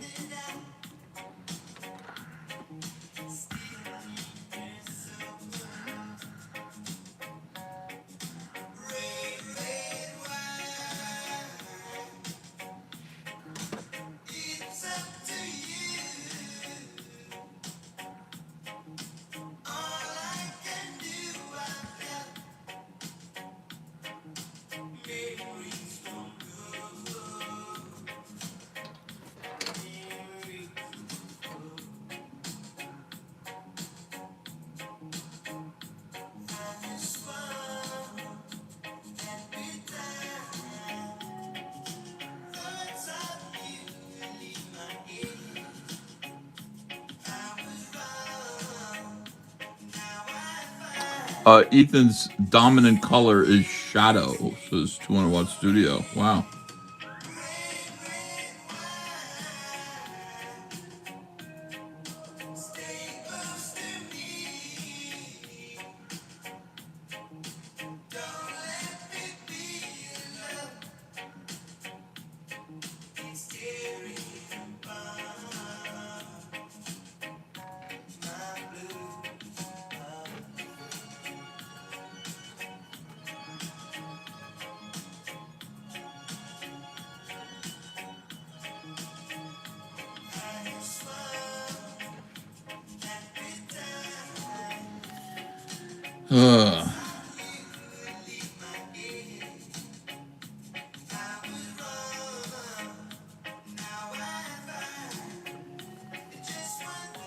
Makes me forget.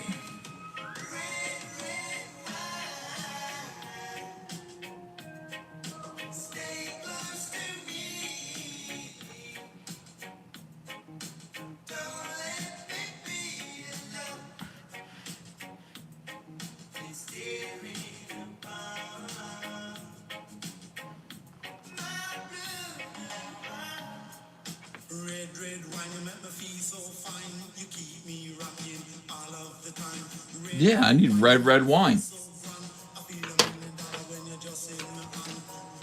I need to sit there and drink wine like a wino.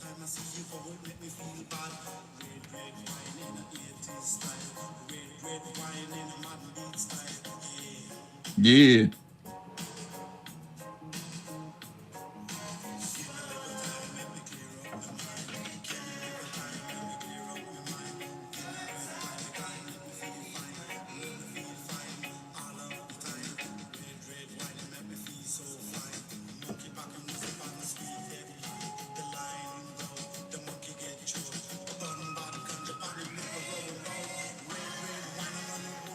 Bullet says, did you finish Shane's gift? Yeah, Malin's liquor. I don't really drink. I mean, I just want alcohol to look nice in my cabinet back there. I don't really drink at all. Might have a beer here and there. But yeah, I'm not a drinker, you know. I got too much to do.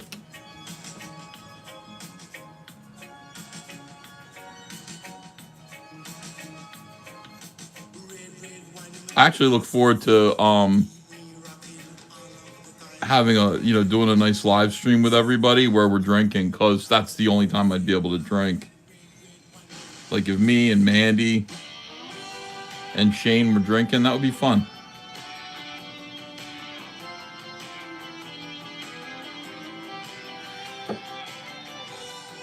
And Dale Keown.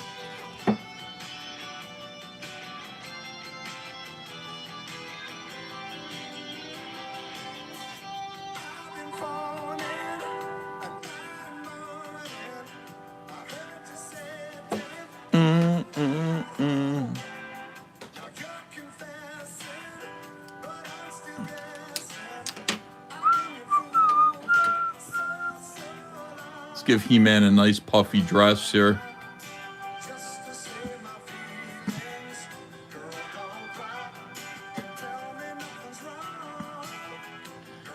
I finished that hand.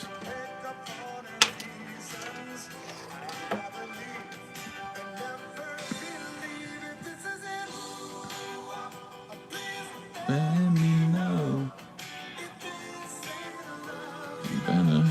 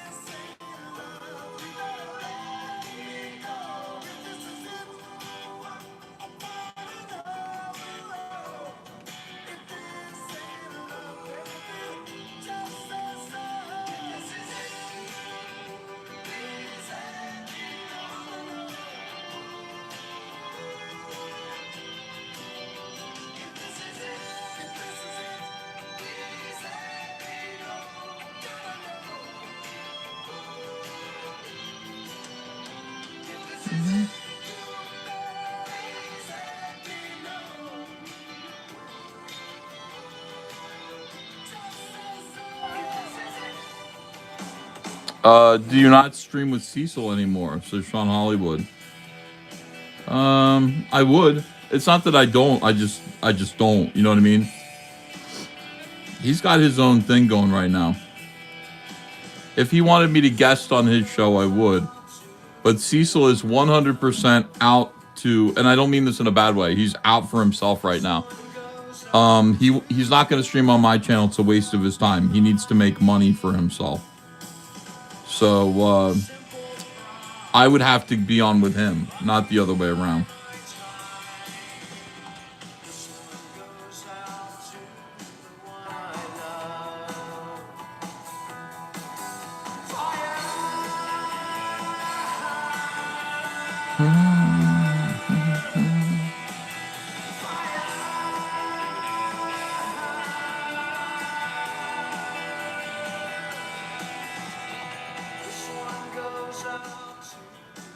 Cecil has made YouTube his full-time job, in other words.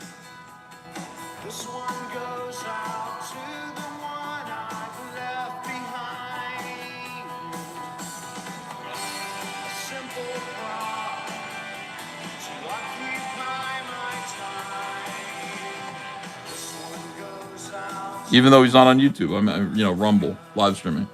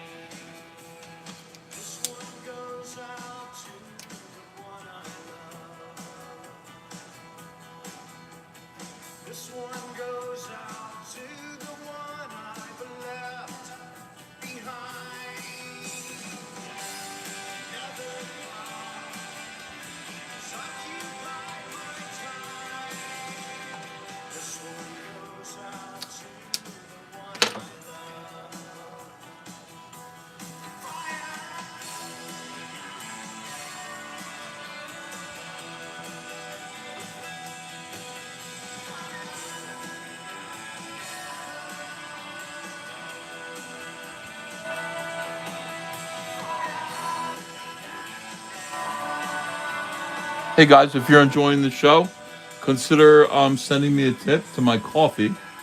Link is pinned to the top of the chat. Or for a yellow super chat, you can decide what song we're playing next. Thanks very much for being here, and I hope you're enjoying this nice and mellow, quiet draw stream this morning.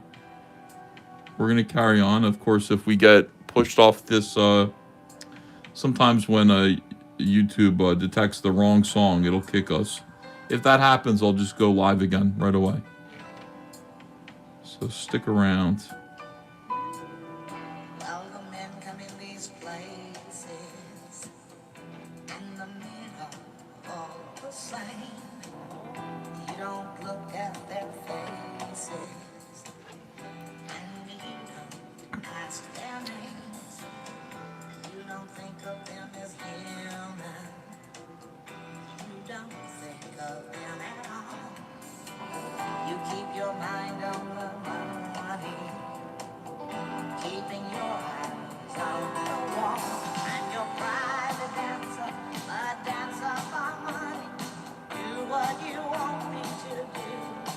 No.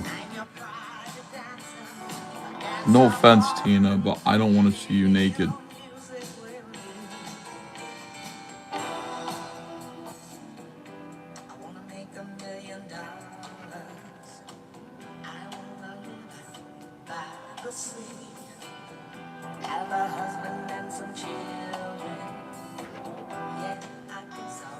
Mikey Getz says, I'm tired. Night chat, any of us. Good night, Mikey.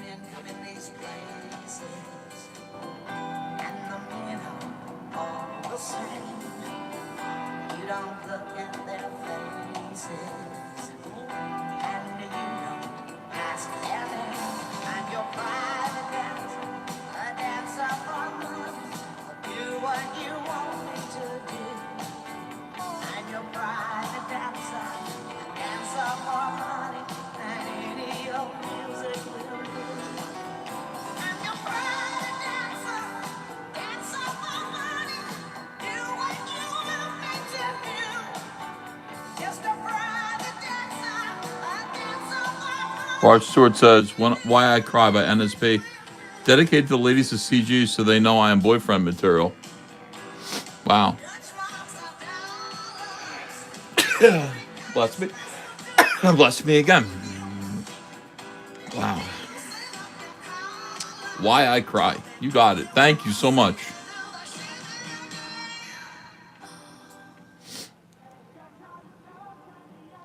Ninja Sex Party, it's called.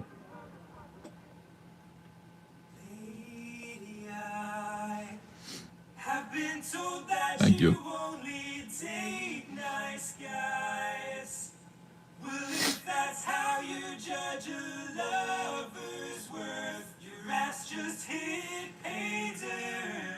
I'm the most sensitive man on God's green earth. Wow. Here's a rose bouquet. I also baked you some fresh creme brulee. Wow. Now mount this stallion and we shall ride. I'll also fly in kites and make love inside a rainbow through the night. And after sex I'll cry.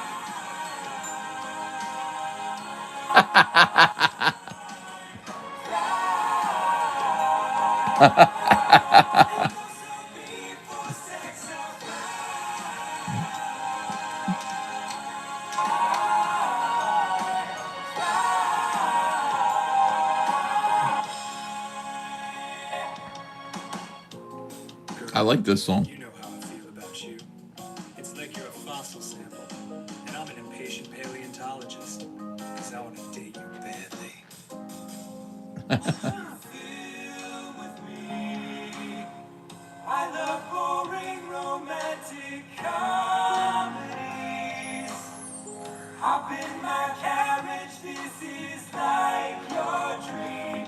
Any movie we see can be a driving movie if we build up enough speed. Now it's almost dawn. I can communicate with newborn thoughts. Now they'll perform an ancient forest dance. So we'll melt off your pants. Take my trip by the hand. This is romance. This song's incredible. During sex I'll cry. But sex makes me cry. Even when I use sextant I cry. Imagine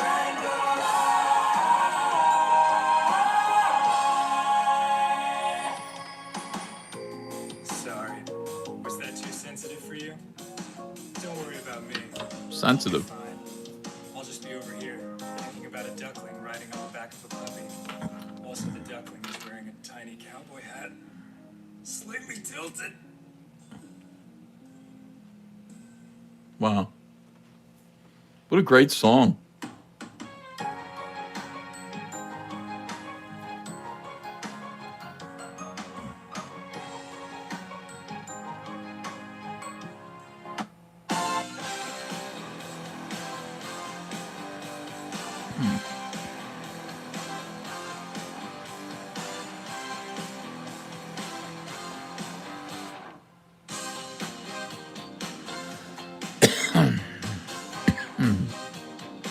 Am I getting sick?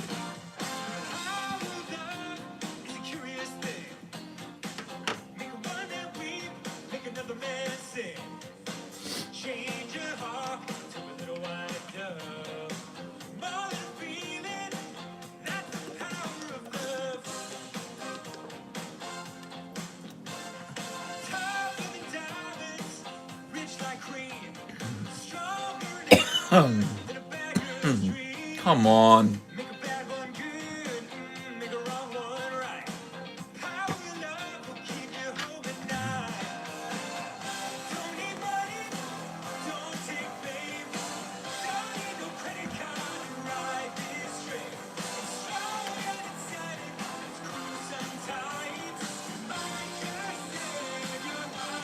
This is the same band.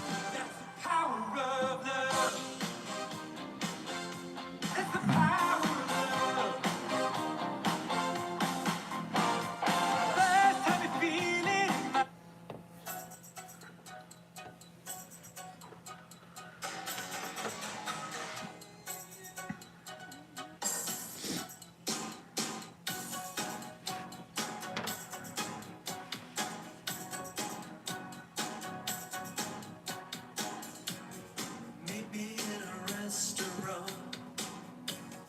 Meet me at the top of the world. Meet me and we'll talk the language you love. I'll meet you anywhere you want. I'll meet you on a boardroom floor. Meet me and we'll float to a level above. I wish you'd come, what you're doing, and get on the case. We could blow this existence right out into space and share a sweet isolation. Let's go there today, go today, go today. Right away, right away. Let's go, baby, let's go, baby, come on. Let's go, baby, let's go, baby, come on. Take your cue from me now. I'm saying, baby, let's go. Will you listen to me? I'm saying, baby, come on now. Let's go, 'cause we can't hold back no more. There's no way. I love this song. They used to play this on the radio all the time when it came out, and then I never heard it again until I was playing Sirius XM by the pool, and I was like, "Oh my god!" I used to know every one of the lyrics to this song. I'll take you in my arms again. This is Wang Chung, I'll take you to the edge of time. Together we can reach for the. and they rocked when we went to go see them. Me and Andrea, they were great.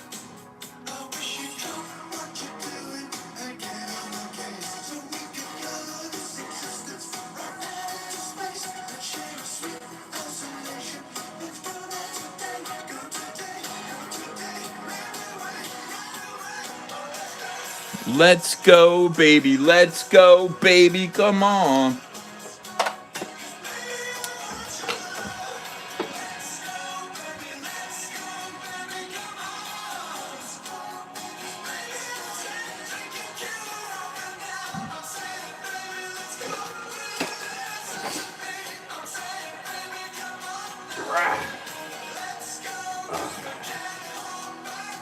All right, let's break out a little bit of liquor.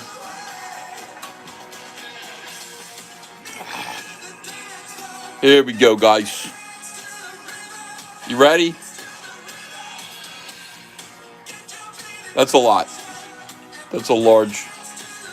That's a large bottle. Crack this open. Drink straight from the bottom. That's how we're drinking. We're drinking some Fireball. 350 plus people are stuck at home because of the snowstorm, CVS. They're bored and don't want to watch the same slop on streaming. Yeah. Well, you guys brought it up. Like, I wasn't going to drink, but then you guys brung it up.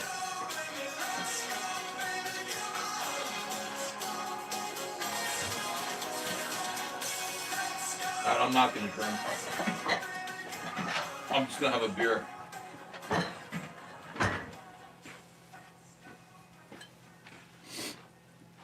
Okay? Okay.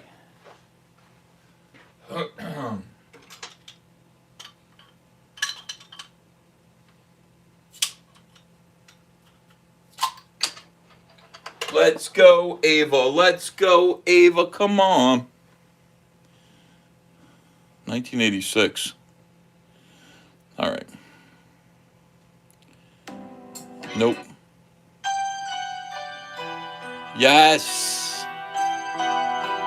Yes, of course. Cheers, everyone.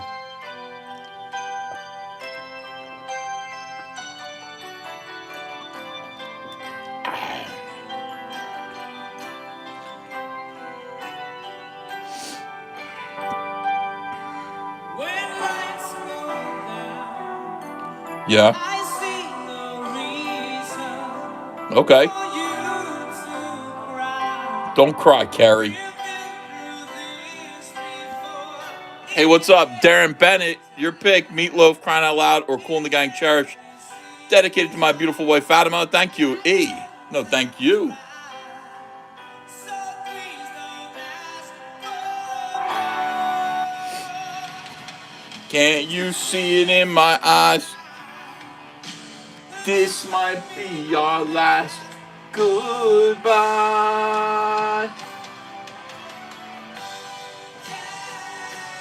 Every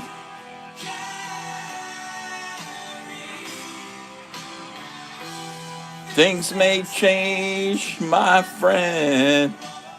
All right.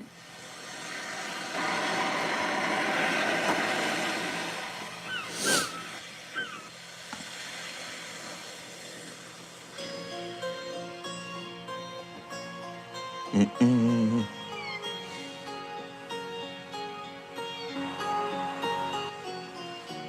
All right, guys.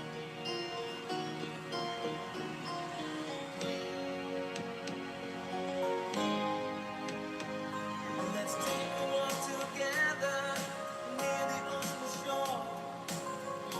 Hand in hand, you and I. Let's do it. Let's cherish every moment we have been given. Time is passing by. I often pray before I lay down by your side. If you receive your calling before I awake, could I make it through the night? Cherish the love we have. We should cherish the life we live. Cherish the love. Cherish the love. Cherish the love. Okay. The world is always changing, nothing stays the same, but love will stand the test of time. The next life that we live in remains to be seen. Will you be by my side? I often pray before I lay down by your side. I often pray. You receive your calling before I awake. Could I make it through the night? Cherish the love we have. We should. Cherish the life we live, baby. Cherish the love. Cherish the love. Yes, I do. Yes, I do.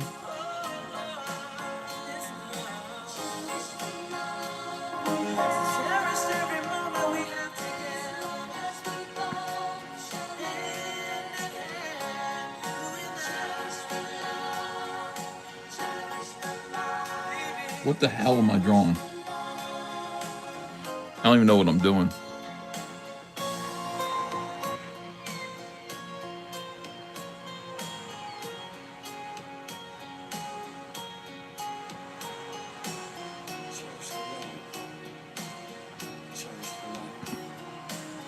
We got to cherish the love, guys. We got 8 out of 50 super chats. Can we get 10 out of 50 super chats?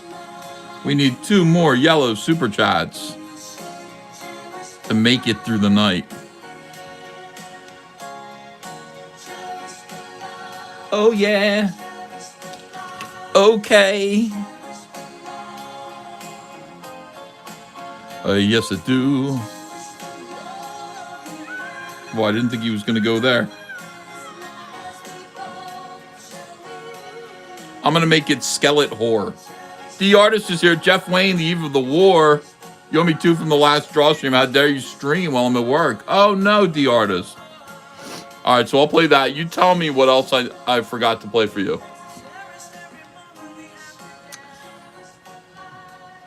Yeah, I'm drawing Skeleton Whore.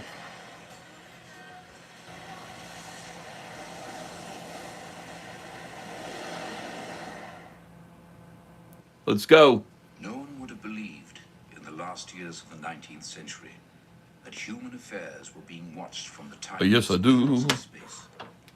No one could have dreamed we were being scrutinized. Ooh, War of the Someone Worlds. with a microscope studies creatures that swarm and multiply in a drop of water. Few men even considered the possibility of life on other planets. And yet, across the gulf of space, minds immeasurably superior to ours regarded this Earth with envious eyes. I love that. And slowly and surely, they drew their plans against us. Wow. Fucking cool, man. War of the Worlds. One bourbon, one scotch, one beer.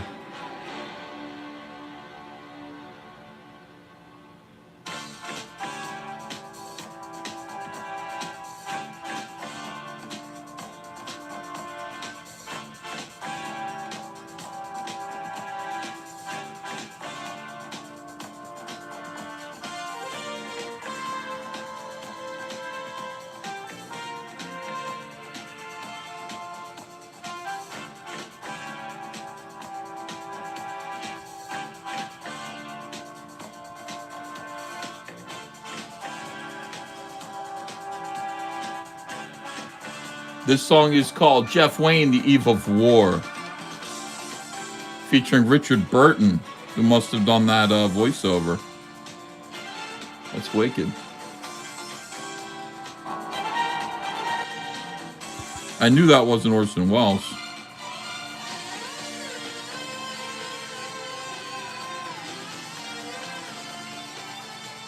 Richard Burton was such a badass.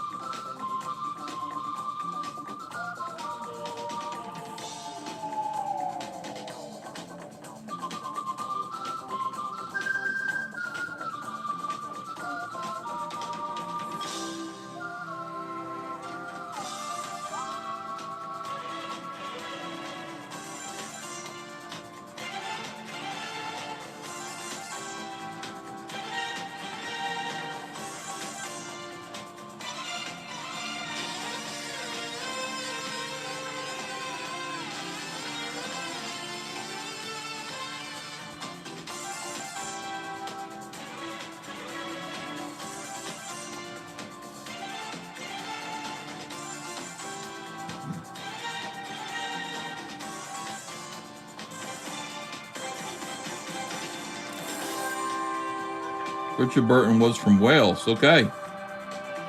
Yeah, I mean, I love all of Great Britain. Wales, you know, they either I don't know. They either disappoint me. Occasionally they have great stuff. Some of my favorite stuff does come from the Welsh.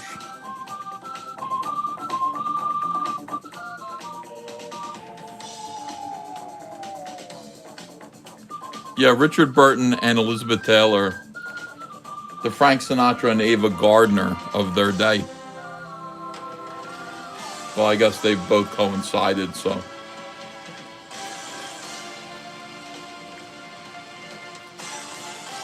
Stella, drinking a Stella. Deciding that since it's snowy out, today might be the day to have a few drinks. I really don't drink. I'm at home, even though I got a beautiful bar behind me. Stocked, fully stocked, ready to go. I always figure, like, you know, my bar is for if a nuclear war happens and we're trapped inside here while the radiation works its way towards us, the fallout. I'll get drunk, I'll drink it all. Me and Andrea will just get effed up. First of the missiles that were to bring so much calamity to Earth. Anthol Considious Foul says, I drink alone with nobody else. It was another missile.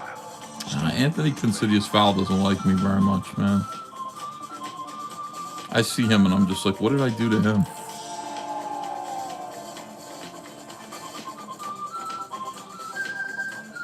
I just wonder that. I was kind of go, what did I do to that guy? I think they just decide I'm a jackanape. They just go, Ethan's a jackanape.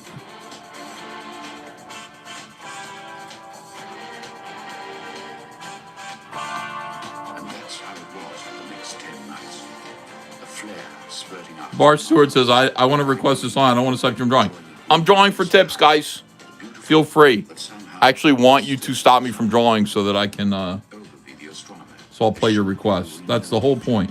He was convinced there could be no living thing on that remote, forbidding planet. I have to make more money than Cecil.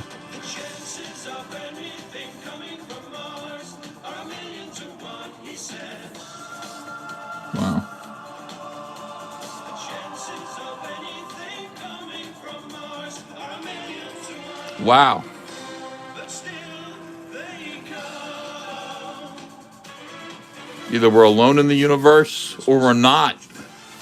Those are the two possibilities. Both are equally terrifying. There was a huge crater in the middle of the column, and Owen began to examine what lay there. Oh, Anthol Considers Foul says, I only got mad at you because you had everyone donate to bring Liam back, and then you didn't do it.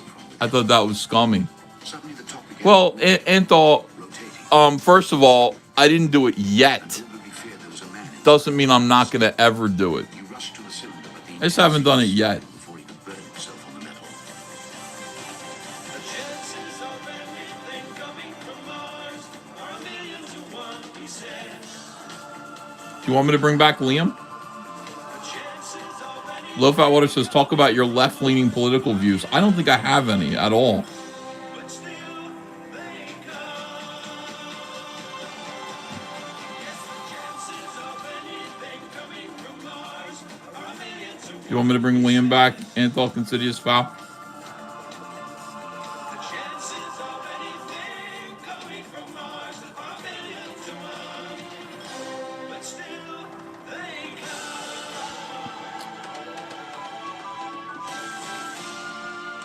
Cecil got coffee over $1,000 the other day. How does he do that?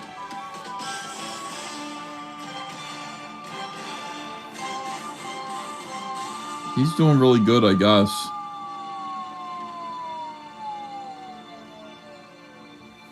How does Cecil get money like that? He must be entertaining everybody.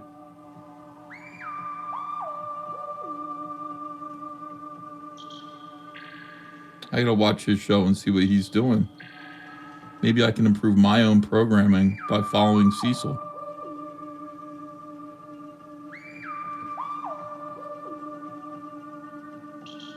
It seems totally incredible to me now that everyone spent that evening as though it were just like any other. Anthol Considious Foul, I'm sorry, okay? I'll make it right by you. What would you like Liam to be on? This show? Trains ringing and Comicsgate Live, Comicsgate Kings? What would make you happy? by the distance. You're a good fan and you're somebody who is a good super chatter. You're in my chat all the time. I'm sorry to have disappointed you. I want to make it right. We'll get Liam on the show if Liam's willing, you know.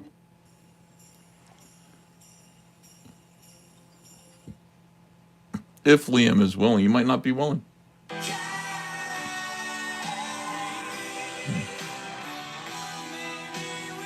I'm not a Satanist, Birdman Burr, at all. I'm a Christian.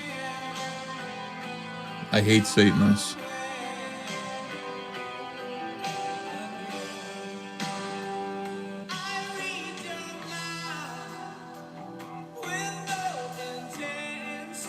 You want him on Comicsgate Kings? Okay.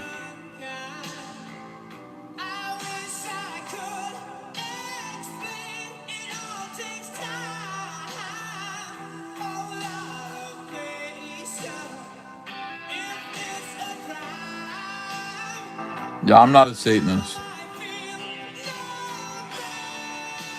I'm a Christian and I feel close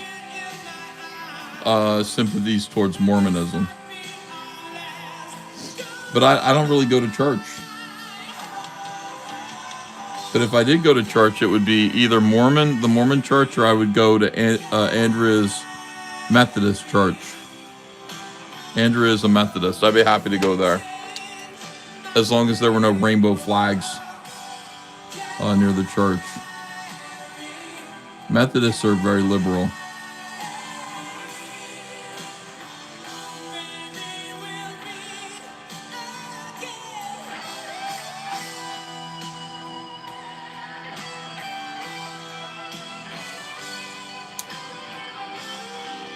Geek says, we'll invite you back. Geeks, are you LDS?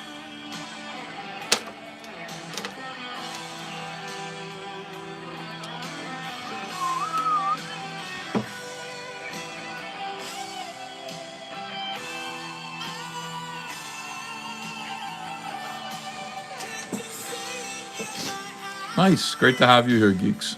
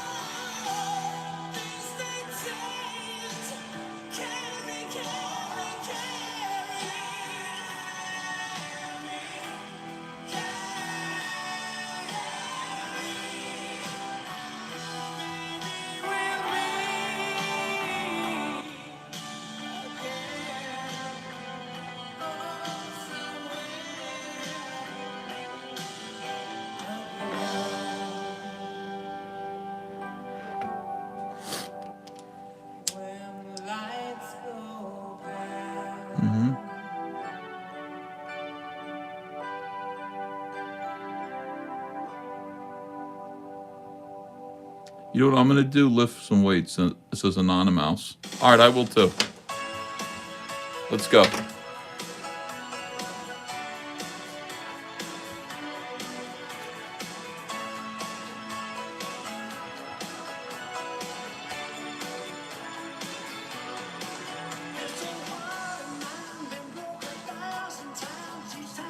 Just 20-pound dumbbells, okay? Hammer curls.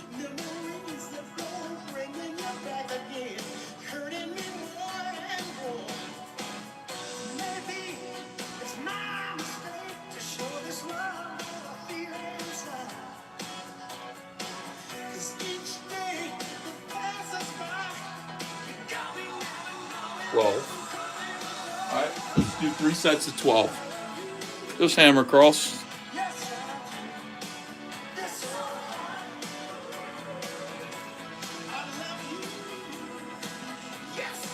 Christ is king. I know, bullet. I know.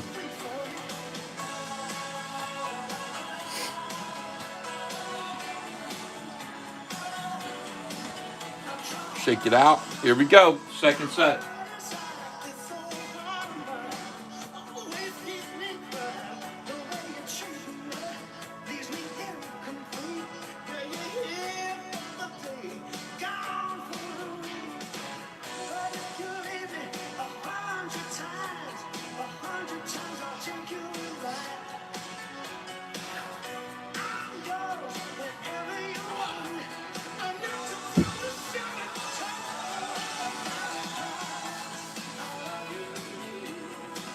Second set done.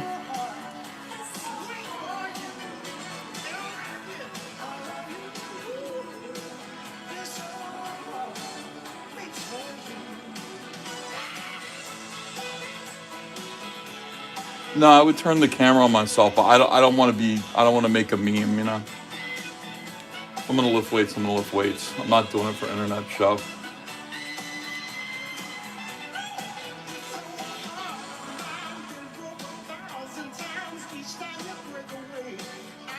Here we go, last set.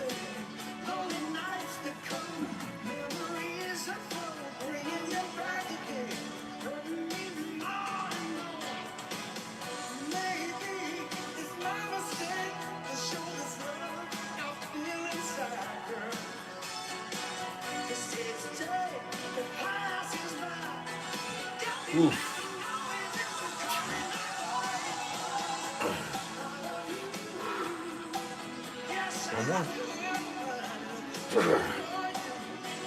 Wow, that actually hurt at the end.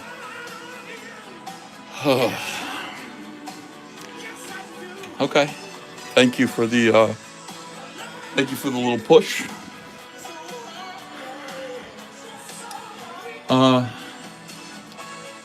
I am part of no mainstream religion, sis, you know, Knight, and have such a hard time thinking of the complexity of such a being. But I do believe in God,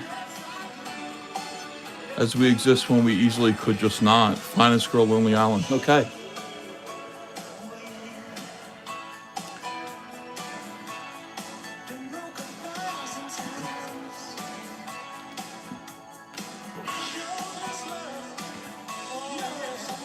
Here we go. Thanks for the super chat.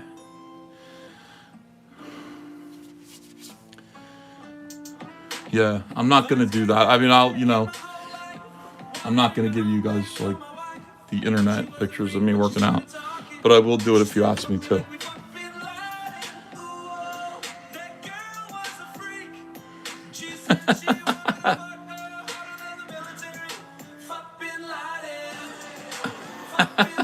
What is this?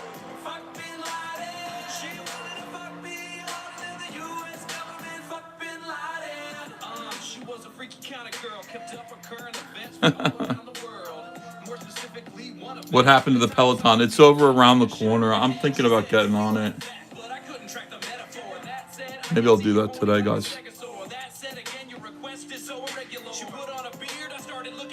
Dumbbell front raises are tough with 20 pounds. Maybe 10 pounds. For me, anyway. I don't know.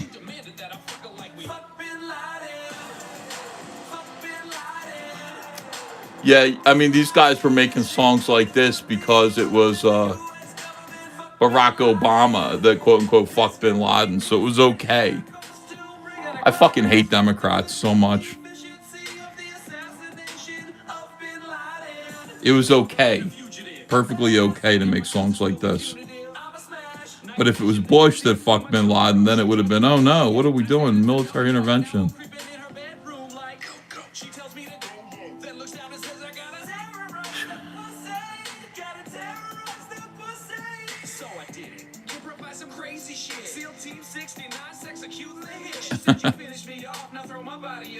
It's funny though.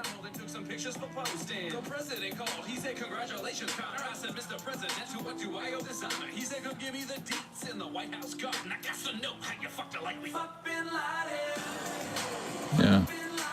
These guys worship Barack Obama.